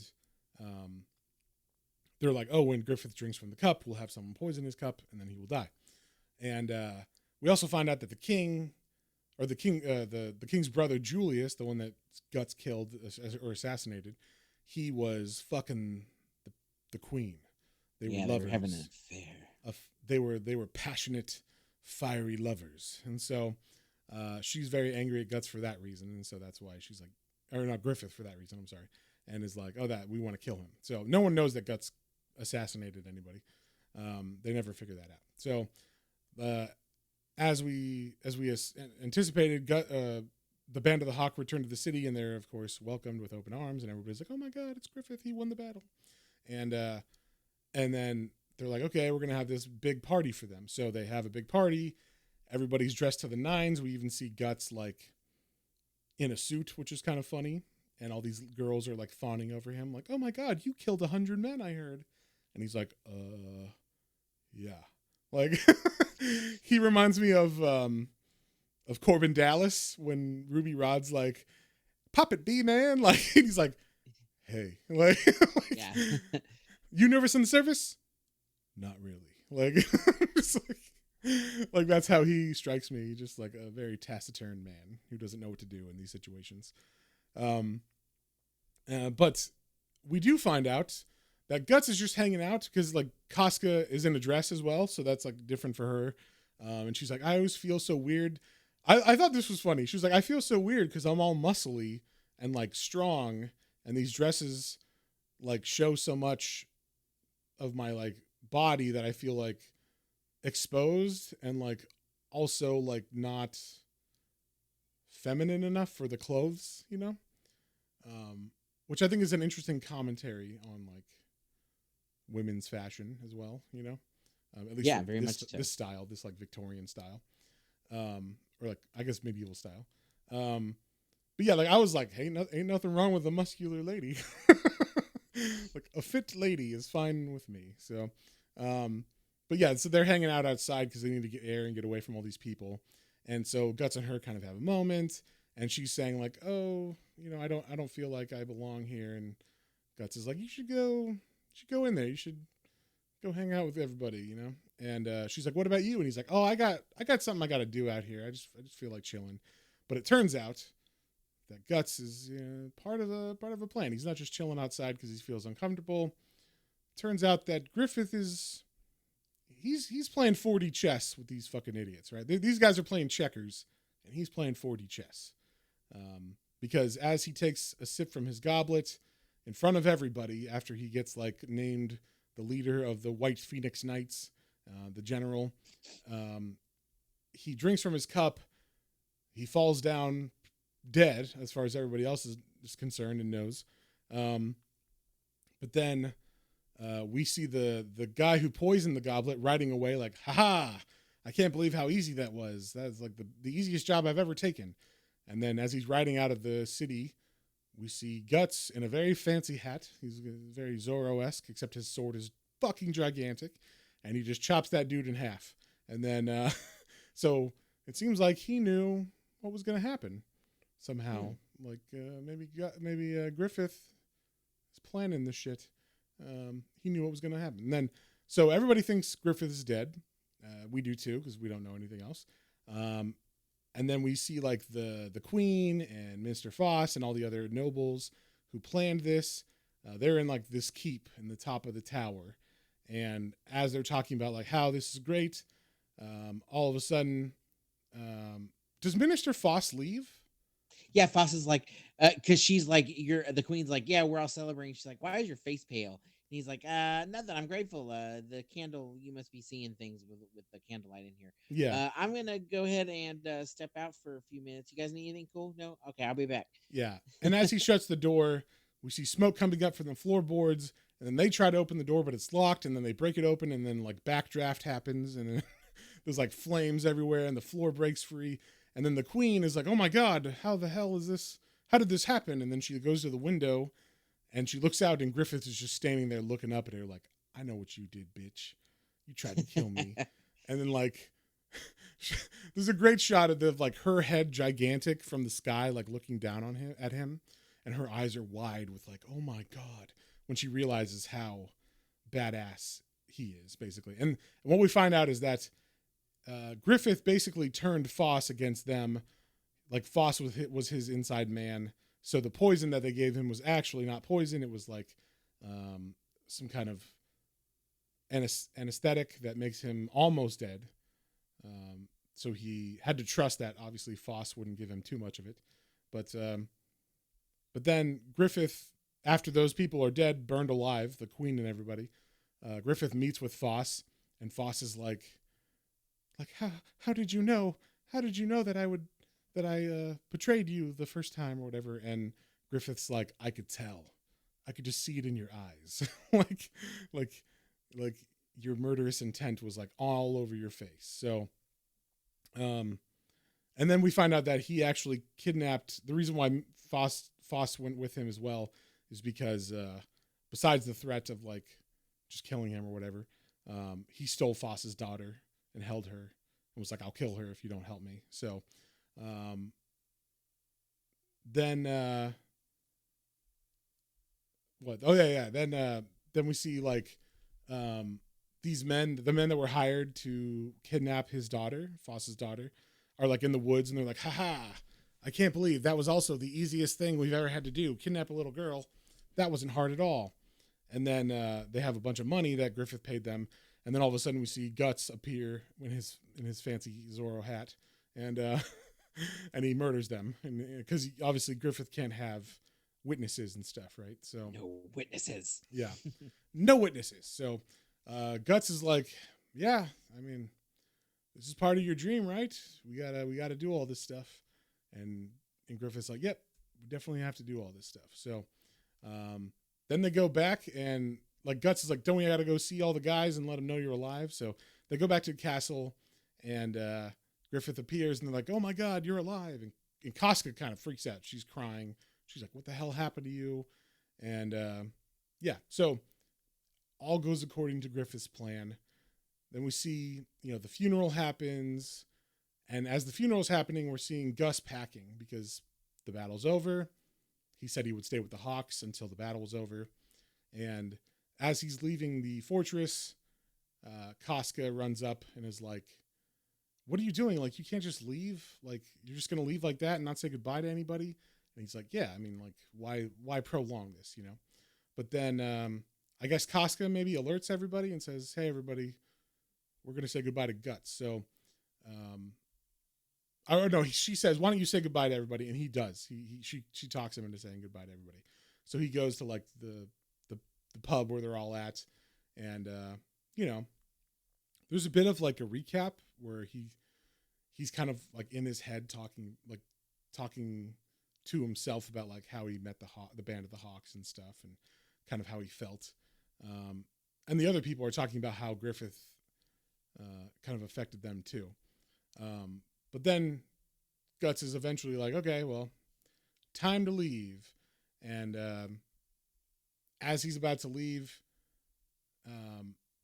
he meets up with Judah, right? Yeah, it's Judah. Yeah, Judah. And Judah's like talking to him about Griffith and how he says like, you should go out with Casca. Like, don't you think you guys have feelings? Like, I can see there's something that's grown there since, you guys first met each other, right? Like, there's something there. And Guts is like, no. She doesn't like me. She likes someone else. And Judah's like, yeah, but someone else is already taken, meaning Griffith already has plans. He can't be with Casca because that would get in the way of his dream. Basically, he's got to get with Princess Charlotte, because if he's going to be king of the land or whatever, he's got to marry a princess. So he says, yeah, there's no way that he's going to go for Casca. So you might as well try and go for her, like, if you want. And Guts is like, no. I got to do my thing, because now he's on his mission to be Griffith's equal. So as he's leaving the town, we see Casca and Judah and all the other guys, and they're like saying goodbye to him. And it's snowing and stuff, which I liked this scene because it's all snowy, and it's kind of a different scene than what we've seen before, where everybody's wearing like really kind of woolly clothing and stuff, heavy, warm clothes. And then Griffith shows up as Guts was about to walk out or leave them, and he's like, you can't leave. I fucking own you. And the only way you'll be able to leave is if you like basically pry this sword out of my cold dead hands. And so he pulls out his sword and he's like, fucking, I challenge you.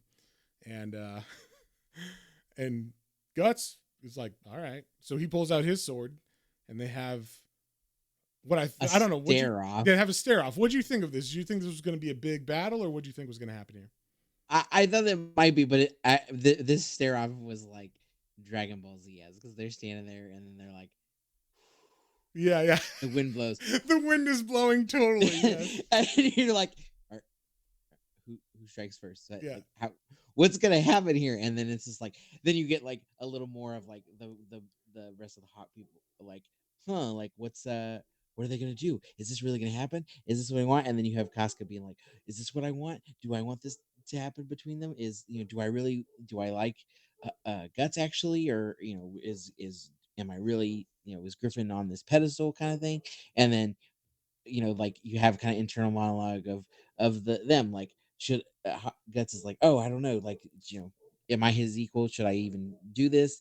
And then Griffith's like, do I let him leave, or no, I can't, I have to, I need him. Yeah, there's like a whole back and forth between everybody's thoughts, for sure. That's like, this is definitely a Dragon Ball moment where it would be like, next time on Dragon Ball Z, and like they extend this scene a lot.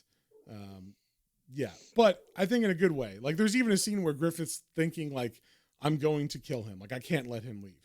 He cannot leave. And he, like, in his mind, cuts Guts down the middle and like chops his head in half. And he seems to be okay with that once he decides to do it. So he actually strikes at Guts, and Guts, with his big sword now, and also like he's trained a lot more now. He's like, we'll say that like Griffith has been playing politics, right? He hasn't been on the battlefield as much necessarily. I mean, he was there, but Guts has been in the shit. I mean, he fought 100 men and killed them all, like, so I feel like his skill has increased, and that is what this scene is about. Like, Griffith is not his equal in swords anymore, in fighting. So, like, literally, Griffith tries to strike, and Guts just breaks his sword in half with his sword, and then could kill Griffith. He actually stops right as his sword is about to cut into Griffith's shoulder, and then it's like, oh, you're dead. Like, I would have killed you, so I'm just going to leave now, because that's basically the same thing. I'm not going to kill you. I'm just going to show you I could kill you and then walk away. So we leave it at that, and Griffith falls to his knees as Guts walks away, and it's very much like this is the first time he's ever been bested. Like, what did you think about that moment? I loved it. You could tell like the gasp on his face was like, oh man, like, crap, maybe he is my equal or better than me or whatever. Like, it was very, very telling. Like, oh man, like, what am I gonna do now? Yeah. So then we cut to Guts on his own. He's left the Band of the Hawk. He's like chilling. I think this is supposed to be the same night. Like, this is his first night alone in the woods. And, he's thinking about stuff. He's thinking about the Band of the Hawk and everything he's gone through. We kind of have like a little recap.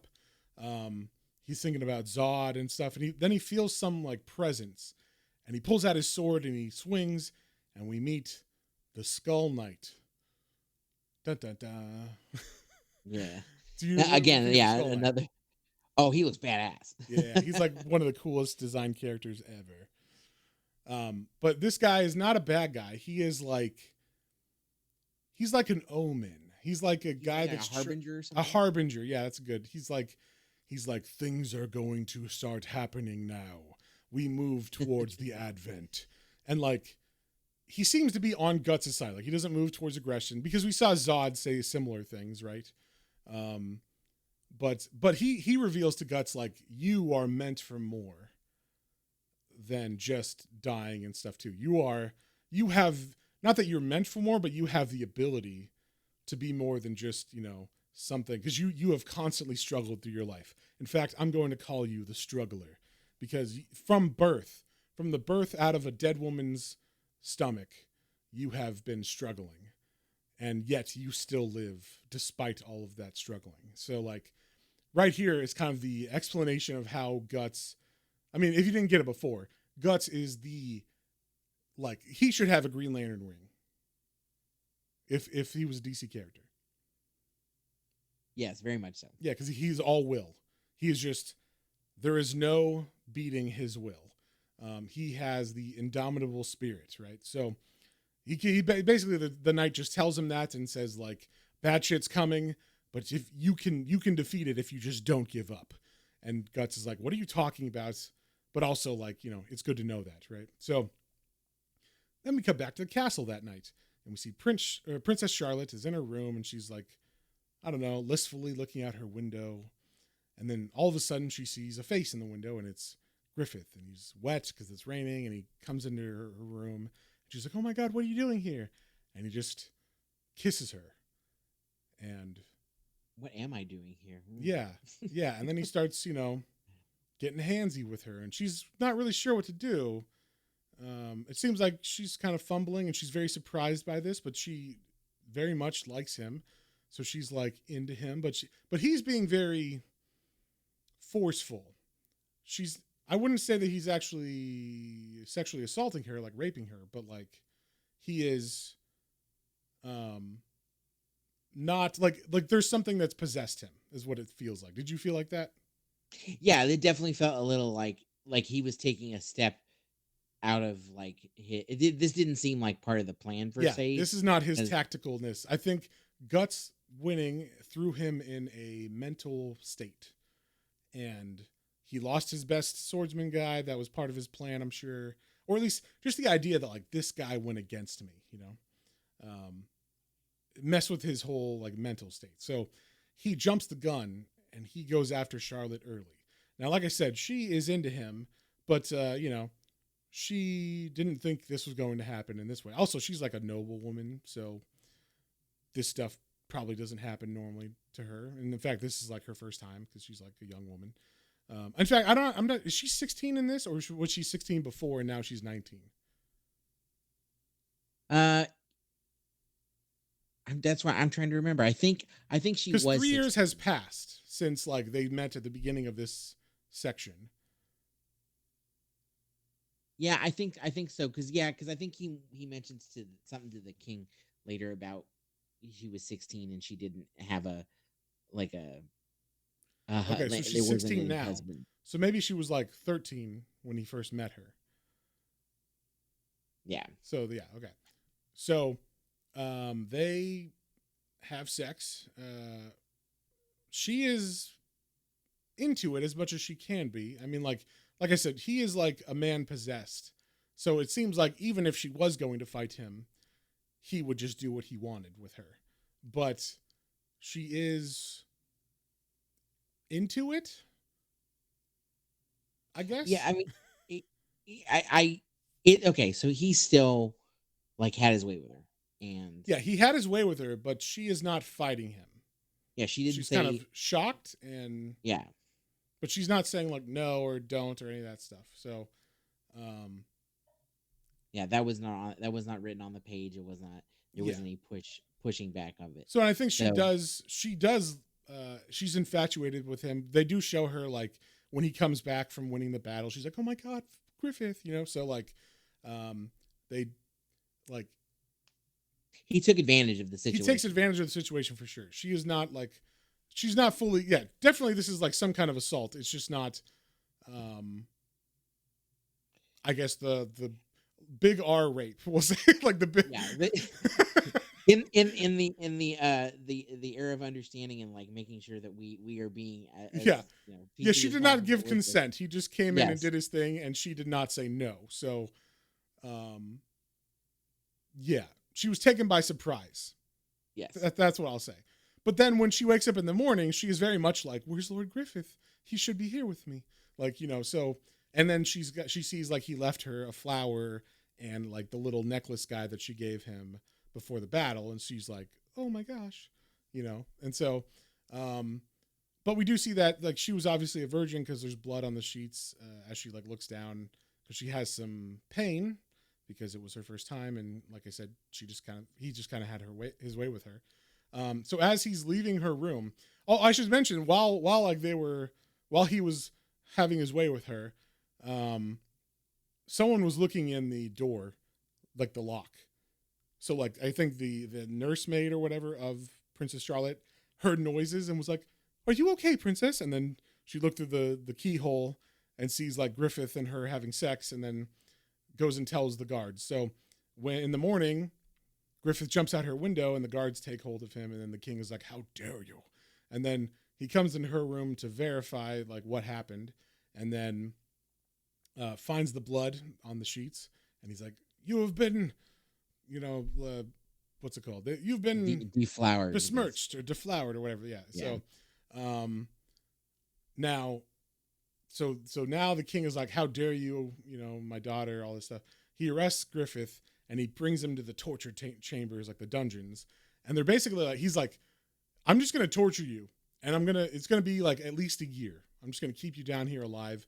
Because also like Griffith, I don't know if he thinks he's gonna get out of it or if he just doesn't care anymore because Guts left. I'm not exactly sure, but this is definitely not part of the plan. You know. No, but this is that part I was saying where he gets cocky and he's like, well, she oh no, she's 17, 17-year Okay. old daughter, because he says it here. But he was like, yeah, like, well, like she she hasn't had any marriage proposals for all these years that I've been here, and Like, why would that you know be? He basically insinuates that the dad wants to have sex with her. Like that's like he can't let her go to another man because he wants her.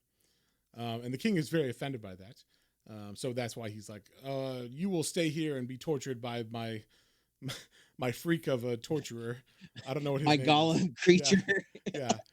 He's like, "Torturer," and the guy's like, "Sire, I am here to torture." Like he's like a hunchback, freak guy who like is the torturer. So he basically says, torture him for a year. Do whatever you want. Just keep him alive for a year in this dungeon.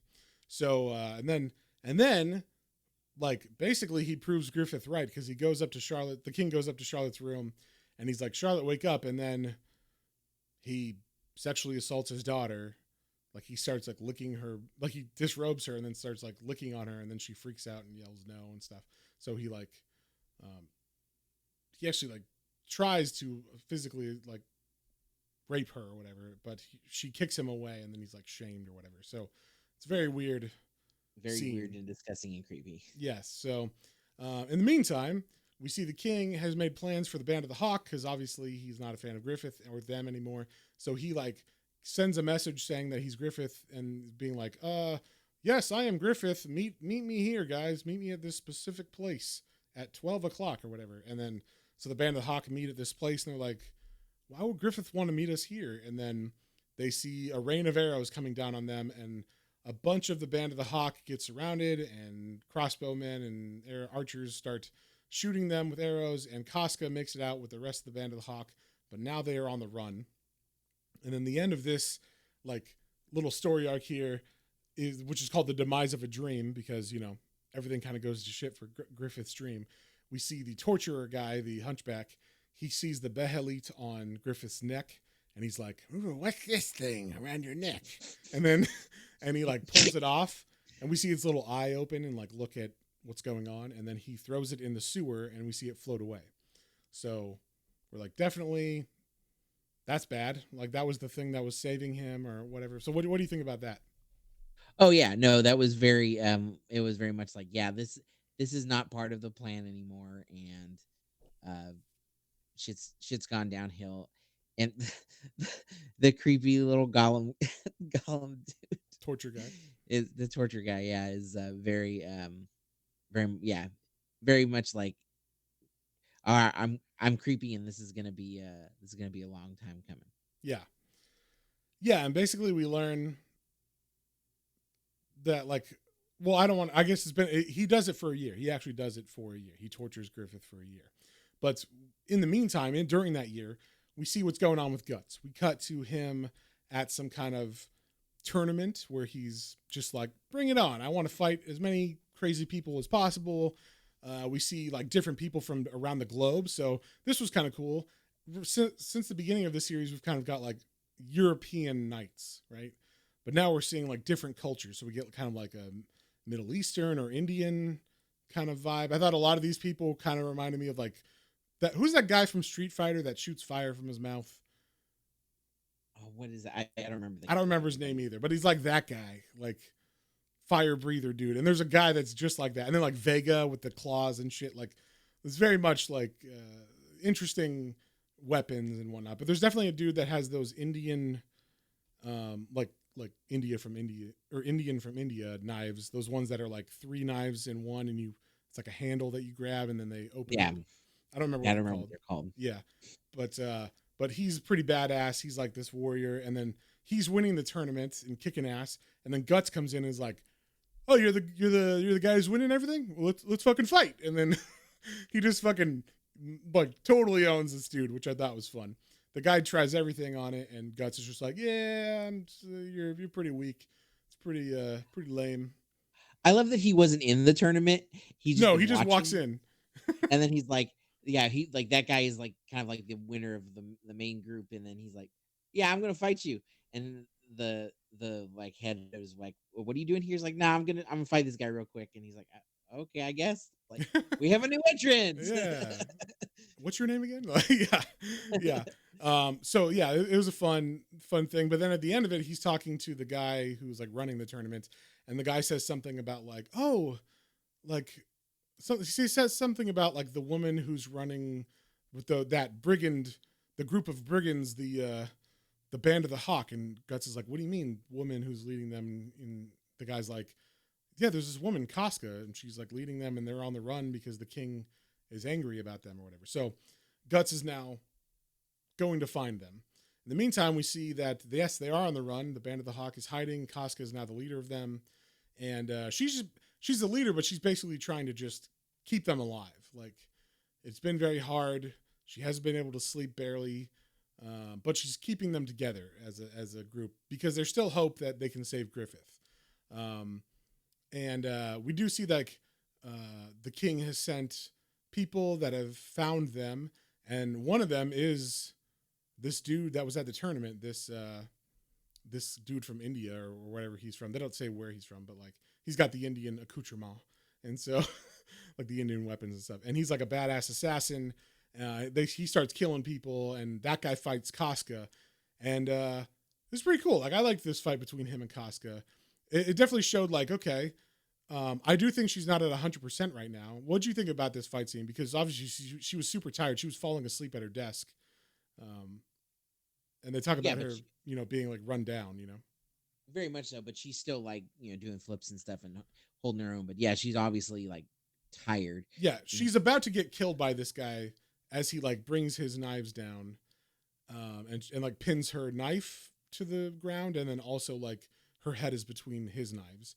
And then when he's about to do his killing blow, all of a sudden, Guts comes over, kicks him in the back, and is like, "What's up? I'm back." And then like, everybody's like, Guts? Yeah. And I love this scene because this guy is like, "Oh my God, it's the guy from the fucking tournament I just fought like a week ago or whatever." And and then he starts throwing these discs. They're called like halos, he calls them, but they're just like sharp razor discs. And he throws them at Guts. And we saw them like kill people. They're kind of like boomerangs where he throws them and they go past you and then they'll circle back around and come cut you from the back. It's basically a Destructo disc, from Dragon Ball. But Guts just like catches them in his fingers. Like he's able to pick them out of the air before they cut him. And he's like, "That was pretty good. But they're nothing compared to me." And then this was one of my favorite parts. This guy pulls out like, I don't know they're like whips that like the name of them is called like Thunderclap or Thunder. And they're like whips with like 10 lashes on them. And they're all striking at once. And this guy can control each of them, and they're like super sharp. And they even cut Guts a couple times. And as Guts is fighting him, he's kind of toying with them, and he's never really in danger. But this guy's like, "This is my final move." And then Guts is like, "All right, enough of this bullshit." And he he makes wind with his sword.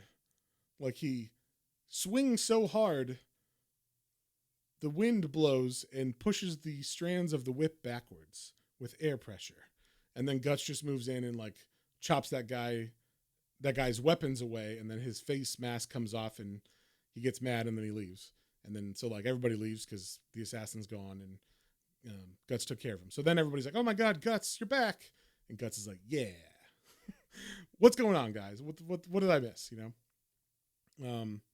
So then they tell him, yeah, well, after you left, we were on the run because Griffith got captured because he fucked Charlotte, and so we've been on the run ever since, and we have a plan to capture Griffith back and get him back.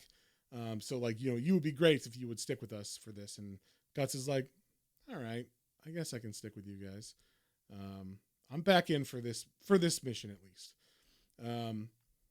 Then we get potentially my favorite love scene or like love romantic scene in any book series or comic book especially, but any book series as well.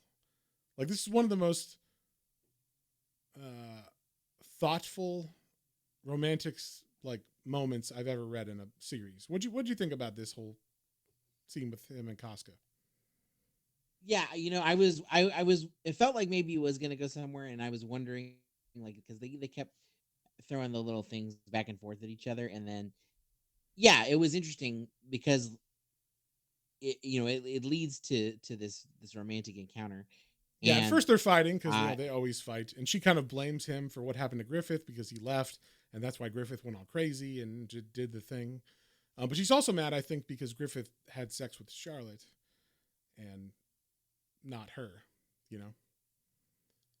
I don't know if she says that, but that I get that as well. Like, she basically says like, you made Griffith weak. Yeah. And he's no good without you. She blames it all on him. Yeah. And she even like starts trying to hit him with her sword, and she's really going at it like she wants to kill Guts. And he's parrying and stuff, but he's kind of surprised that she's so mad. And then he basically lets her stab him. And then when she does that, she doesn't go all the way, but she digs in enough to cause a bleeding wound. And she's like, kind of like, oh my God, I didn't actually want to stab you. And he's like, well, what did you want? Like, what are you trying to do here? And then she kind of breaks down, and she's like, I don't know. Like, I had a dream, and it was his dream, but now he's gone, and I don't know what to do. And I never really wanted to be a woman. Like I can't be a man, and it's hard to be a woman in this world, and that kind of thing. Like, that sentiment. She just wants to be like, she wants Griffith to love her, but also respect her like a man. And I don't think she feels like that necessarily. Obviously, he does respect her in a certain way because he lets her lead, right? But he's gone now, and she's kind of lost, right? She doesn't know what to do. So she kind of gives up. She tries to kill herself. She throws herself off of a cliff, and Guts has to catch her.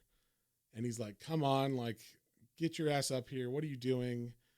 And then as he pulls her up, she begins to cry, and then he like moves in and kisses away her tears, and then they kind of have a moment, and then they start kissing. Then we cut to them naked, and they're kind of like in this glade. And both of them are awkward in this situation. What do you think about like this initial, like, they're together, but it's not like passionate lovers or something. It's very like teenagers that aren't sure what to do, and they don't know what's going on. And also there's like all these mixed emotions of just like everything that's happened. And he like, Guts is looking at her body, and he's seeing all these scars, and she's like, don't look at me, I'm kind of like ugly because of them. And he's like, no, these are like earned scars. Like, that's the shit that's awesome, right, about you, because you're not like these are war wounds. These are like medals, basically. And like, I'm totally into them. I'm totally into your scars. And that kind of like makes her relax a bit, and they hug. And then they start to get hot and heavy. What did you think about this like love scene overall? Yeah, so one, I was waiting for my wife to walk in behind me and be like, "What are you reading?" Yeah, what At are you this reading? point, at this moment of all of the stuff we've been, all of this this comic, because it's not like this was like every page, right? This is I was, also the most graphic love scene in the whole thing. Like, I mean, we've seen like the like the wife of that one lord who was like having sex with the Baphomet statue, and like there was always shadows and stuff. This has grays, and you can see quite a bit of detail in the, yeah, in the groin areas.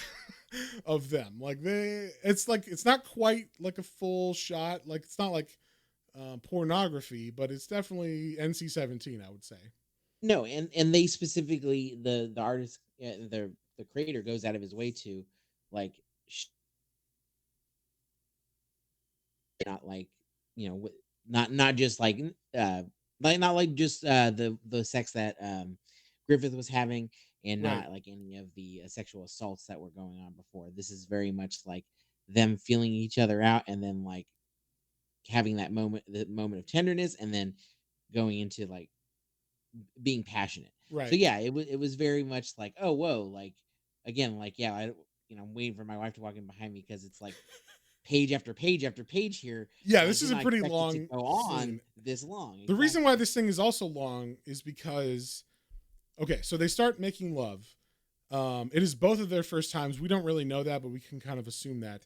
We find out it's her first time because Guts is not the most gentle lover because he like doesn't know what he's doing. He's kind of fumbling, and he's also like into it. Like at this moment, he's kind of beast mode or something. Like he goes into like full instinct and he's like, I guess I'm just supposed to thrust or whatever.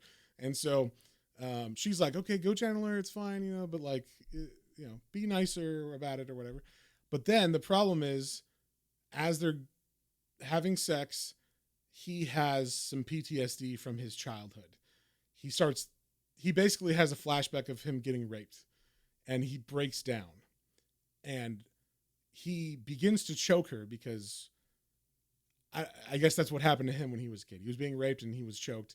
And I don't know if that's what he thinks should happen or if he's just like, reliving the event. And it's so, he like starts crying and stuff too. And she's like, what the hell are you doing? And then he lets her go when he realizes what's happening. And she's like, what happened? And then he breaks down. And it's like, I didn't mean to. I'm sorry. I didn't mean to kill you, Gambino. And like this scene for me, this was like, when I first read this, I was like, oh my God. Like, I don't think I've ever seen a scene like this before. Where like, this is like a really, really good example of like trauma and how it can affect relationships in a story. And this is what I was saying, like none of this is done for like titillation. Like there's a sex scene that lasts multiple pages, but it's not like you're supposed to think like, oh, finally we're at like the hentai part of this book or something. It's showing them like discovering each other for the first time and what that looks like. Then it shows his trauma and what that looks like.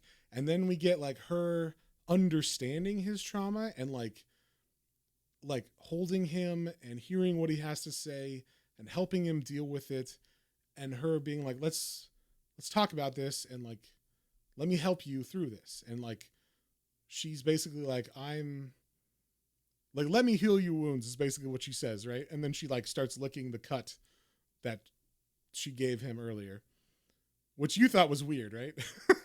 That part was a little weird. So like it wasn't, yeah, like you're saying, it's nice that she's stopping, she's listening to him, she's taking it in and being like, whoa, like that's crazy. Like, but your feelings and this trauma is valid, and like trying to work through that with him. And then like, it's okay, like we can lick your wounds for now and like work through it. And then even like the wound I gave you. Yeah. And it's She I licks get his it. wound. I get it. It's She's also intimate. kind It's of being intimacy. like intimate and turning on, but I was a little like, I don't even think it's supposed to be turning on. I think it's just supposed to be a physical representation of her healing his wounds. Like licking them to salve them, to be a salve. yeah. So and in that, she's like, let me give you something to like we're going to help each other out. We're both getting through stuff. And like I'm not just like, my place isn't just to be given to, I'm going to give you something as well. Meaning like she's not just going to get fucked, she's going to give him something as well. And they come together and have a very touching moment together where they make love for real for the first time. And she also says like when they wake up, that like, oh, like you were a virgin, right? Like I could tell because you were very into it, we'll say, especially at the beginning or whatever. Like she's kind of like, that's like, I could tell. And that was kind of like a good moment. We were both virgins and that was interesting, it was kind of a moment. And then, so they have like this nice time in the glade where they're waking up after they make love and stuff. And then she asks him like, "Oh, what were you doing this whole time, like while you were gone?" And he tells her, basically, "I was training." And then we see his training, and it's like the top of a waterfall. He has all these logs like tied up, and he cuts the rope, and then he's at the bottom of the waterfall, and he's like gonna chop up the logs as they fall onto him. So it's like the most hardcore training you could ever do. And then he met this nice blacksmith who had a family, who like had 2 little grandkids, and then the blacksmith fixed his sword for him so it didn't break. And then, yeah, basically just talking about that, like, oh yeah, you know, I'm going around, kind of being on my own. My sword is an extension of me, basically, and like, Yeah. I'm Then badass. we get this part. So after that, she's like, so now you can like, now that you've come back, we can like do this together, and it'll be just like the old times, except like now we'll be together. And he's like, oh no, like I'm totally leaving again after we've saved Griffith. And she like, what? And she like throws leaves in his face, and then is like, what are you talking about? Like, we just did this. And then this was the funny part. He just walks up to her and he's like, squeeze. And he like grabs her boob. And she's like, what are you doing? He's like, you could come with me. Like, why don't we both leave? Because like, I love you. Well, he doesn't say that, but I mean, that's what the implication is. I love you, and I think you, like, once we save Griffith, you could just leave and we could be together. And that's something she didn't think about, but she definitely mulls it over in her head, and like, she doesn't say yes or no, but she's basically like, that's stupid, but they end up like kissing and stuff.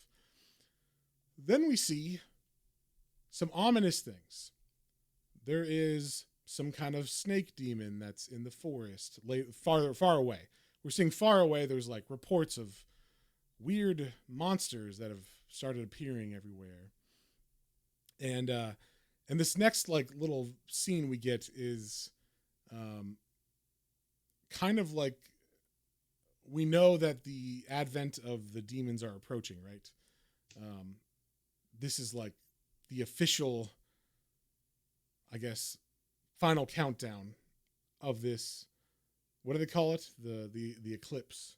The eclipse. Right. So we cut to Griffith, and he's thinking about his whole life, and he's kind of all flashing before his eyes, and he's seeing these demons come out of the wall, and they're like, "Oh, Prince, the unforgiven, we seek an audience with you." And like we see like the little the god hand, you know, in his dreams, he's seeing them.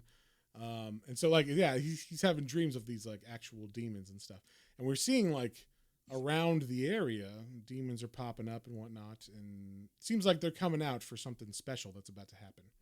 In the meantime, the plan to save Griffith is underway. Casca takes everybody to the castle where he's being held.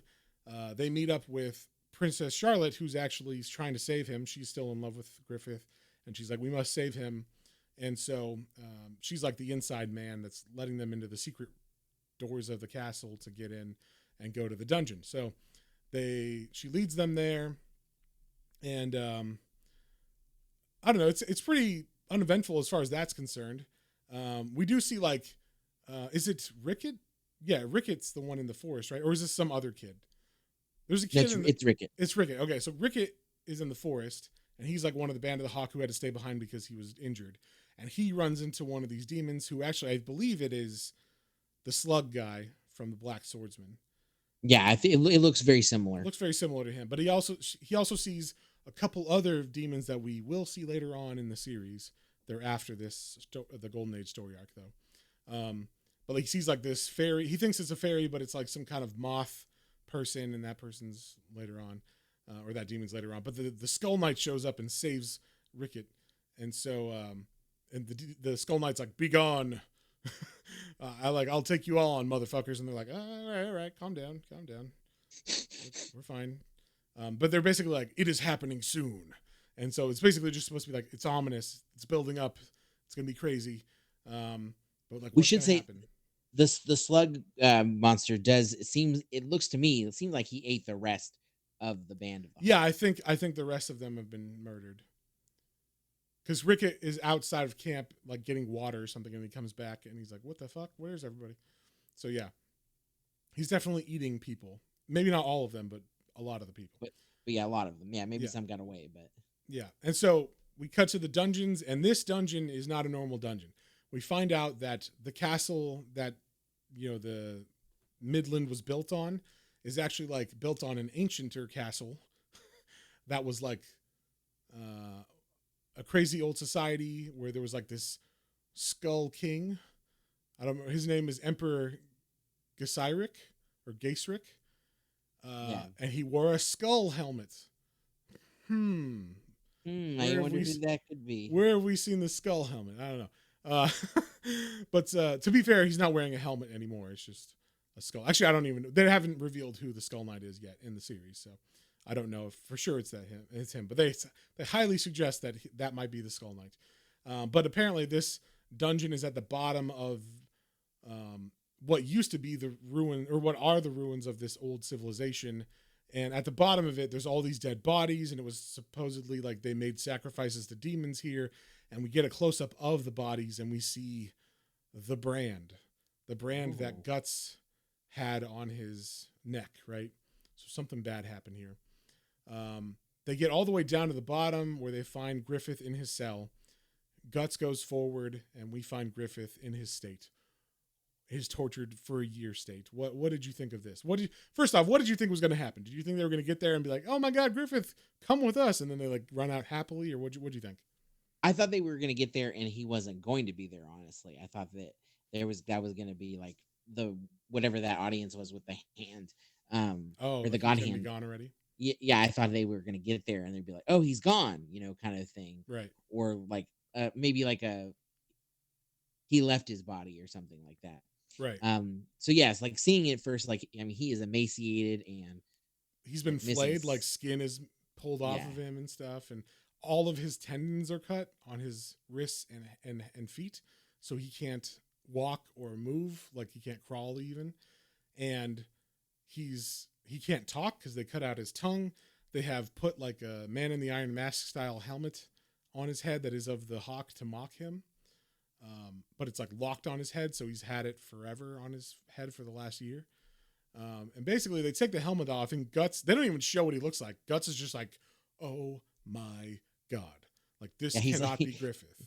He says, "Casca, don't even come over here. No one come over here. This is beyond anybody to look at." So, as they're kind of looking at what Griffith has become, and like they came here thinking Griffith was going to be in bad shape, but they could, he could take over again after they escape. But this is not going to happen. I mean, you see what's going to happen here, or you see him here, and you're like, that's definitely not going to happen. He can't even stand or anything, right? So, and not like these aren't wounds that could be like, oh, if we just feed him, he'll get his strength back. It's like, no, he will never be able to walk again. They cut the tendons, and this is like medieval times.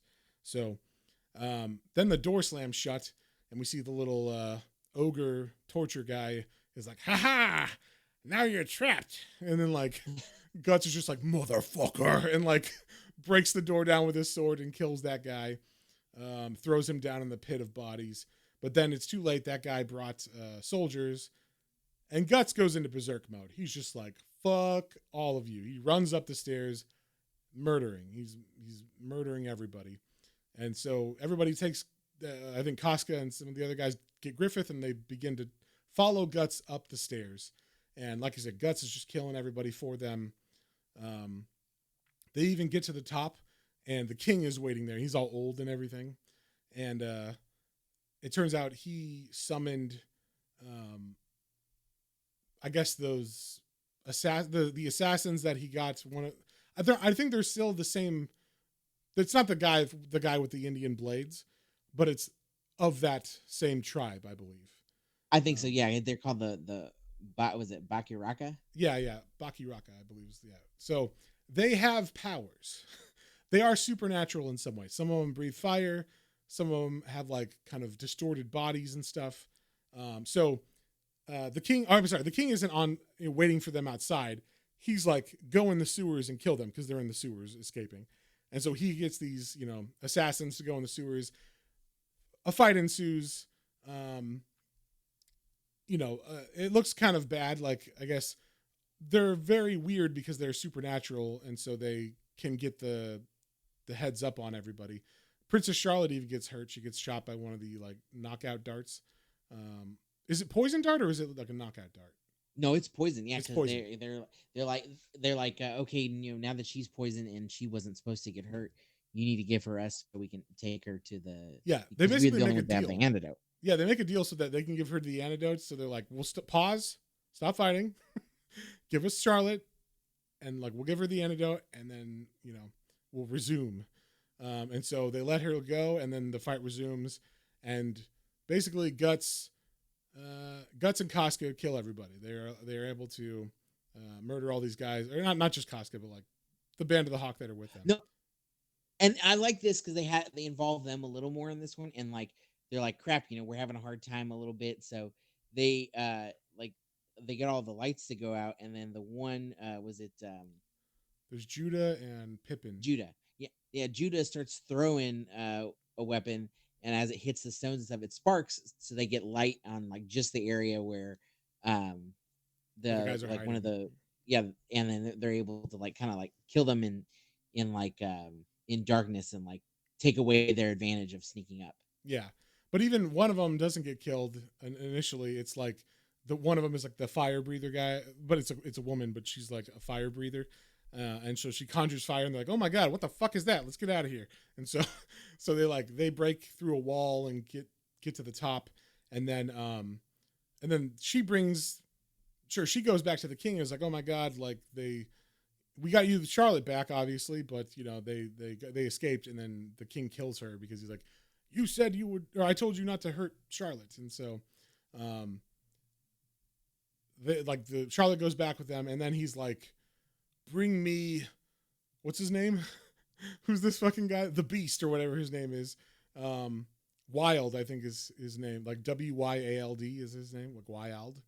But he's just like, I thought maybe this was another form for Zod, but if not, it's just it's one of these monsters, right, that is coming. And when they go to his chambers, he's literally having his way and murdering the women he's having his way with, like 10 women. He's like snapping their necks and then like having sex with them. And I think this is Zod, but it might be another. I couldn't tell you, like his face looked a little different because he has different transformations. So I'm pretty sure this is supposed to be Zod. I might be wrong. It's been a while since I read it, but we'll find out in the next one in the next episode, because that is the end of volume 10. The cliffhanger of of the weird creepy guy having sex and murdering all these women. Yeah. With that being said, John, what would you give this section? What do you think overall? This definitely, like I said, I like that we got into more the personal stories, interpersonal relationships. I like the build that it did. I like seeing all the tactician of Griffith. Kind of reminded me of you don't know the character in Star Wars is Grand Admiral Thrawn is like kind of like their greatest tactician. Okay. But it was very cool to see him work through the background of things, and then going back over with you and seeing like I missed the first like quarter or third of his how he was manipulating people. I didn't even like put that into perspective yet. You don't notice it unless you know to look for it, I think, Yeah. But it's cool to see him planting those seeds so early on, Yeah, it really was. And so the art is fantastic. Again, I love when the fights that there's lots of variation. And then like you said, the sexual stuff that's supposed to be gratuitous or for shock value or to get the point across of a rape or of something terrible happening is very uncomfortable. And then the one with Casca and Guts was very unique. Like I've never come across that either, and I in any kind of comic form where right. it was like, to me it felt real. It felt like, okay, if this, I mean, I could see this happening in real life where like someone's had very traumatic assault when they were children, they have their first sexual experience, it brings PTSD. Now the only unreal thing is it fixes really quickly, but other than that, we got to move the story along, so it's a comic. So like he freaks out, she understands, they talk it out, they then realize like we can help each other out, and they get to have their loving romantic moments, like that to me is a very mature way to show this kind of stuff, even though it is depicting some pretty horrible things on the page. Yeah, I mean, that's exactly how I feel. Like it you know, we get like the kind of like the like we said, it was kind of like parts of three parts of like kind of like first time for both of them, so they're kind of like not quite sure what to do, getting into it. Then PTSD, where they're both like, had to have moments with what was going on and like dealing with it together, and then like coming together of like, okay, like Like healing. again, yeah, it happens fast, but the healing portion of that. So yeah, it was really cool to see something like not be used for, like you said, like what I expect from a manga being like, oh yeah, tits, right? Like Yeah, yeah. it's a scene for tits, and it was not like it did. That didn't feel like that. Again, it was. I was waiting for my wife to pop in over my shoulder on that part Oh and yeah, be it's like, definitely, if no, someone no, walks I in, have they're to gonna be like, explain this to "What you. are you doing?" Yeah, because like literally, it wouldn't matter. I couldn't. It's not one of those things where you can click back a page either and be like, "Hey, what's up?" Yeah. It was literally like it was like 7 or 8 pages of like on and off sexual the sexual acts mixed with what was actually going on. But yeah, overall, the story was cool. I really liked getting into the second part of that too, where Griffith, has his breakdown, and then like they have to go and free him, and like seeing like, oh, like that didn't go down like I thought, because I thought, like I said, I thought he was going to be gone and like taken by the demons for whatever, uh to be, however that the god hand thing becomes. I don't know Right. anything about that. So Oh, that we'll was find weird to out be in that like, time. yeah. So it was weird to be like, oh no, he's emaciated and like seemingly at the end of his rope. Oh, okay, how is And that he gonna lost the play out? behelit. That's Yeah. supposed to be like the thing that marks him as this great being, right? So it's really interesting to see him at his lowest point now, and Guts kind of like, we'll say at his highest point, as far as like having a really solid connection with Oh yeah. his love. Considering we And, know where he gets to at his yeah, lowest points, right? Like obviously this is the peak for him, right? yeah. So I'm it was really good, but it definitely makes me depressed to think about where is this gonna go for him, because like I wasn't really like super into him as far as like the main character, or like understanding of his ways yet, because didn't know him. And then now that I've like got this backstory for him and seeing his progression and like the good character progression for him is like, oh, okay, cool. Like I see the Goku, like you said, the Goku-ness in him of just wanting to be really good, top of his game now, and best himself, because he wanted to be on the level of Griffith. But now this shit's gone down with Griffith, and yeah, I'm definitely looking forward to getting into the last piece of this golden age. And I may end up reading more of this too, like for real. Like this has been a really this is obviously the most that we've read for the podcast so far, and Yeah. it definitely doesn't feel like it's tasking. It's like I'm really enjoying this, and I really want to see where this goes. Yeah. Cool. Well, actually, I won't let you rate it now because you got to rate the whole thing No, at the end. So, yeah, yeah, but yeah, for it's good sure. to hear your thoughts. I feel like this was even better the second time reading it. I got all those like little hints of Griffith's manipulations and stuff more now. Um, and yeah, it was even better the second time. I mean, I love this. This is my favorite fantasy of all time. I think. Um, it is exactly the level of like adultness that I want. I don't like when people just like hold your hand or treat you like a kid.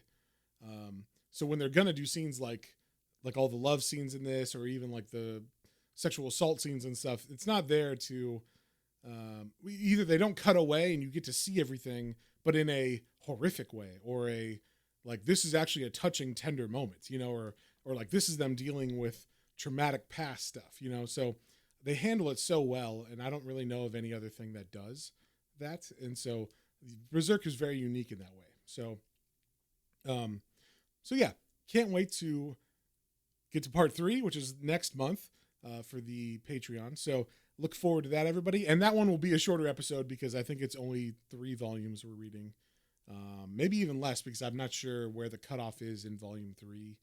Like we could stop after Yeah, main because you said storyline. the story will continue, but there's a good stopping point in the Yeah, middle yeah. there. There's definitely a good stopping point. So, Cool. yeah. With that being said, thank you guys. We love you. Hopefully, you enjoy this breakdown of Berserk. I know they're longer episodes, but it's my favorite story, so I figure might as well do some badass long episodes that you all can hear about. So, We're giving it the attention that Matt thinks it deserves, yeah. and so far I'm on board with that. So yeah. Yeah. So, thank you, Hoku, Otaku, Mike, Christian, Micah, Kyla, Joseph, Kalia, and Isaiah. You guys are awesome. And yeah, we will see you guys on the next one. On the next one. Bye.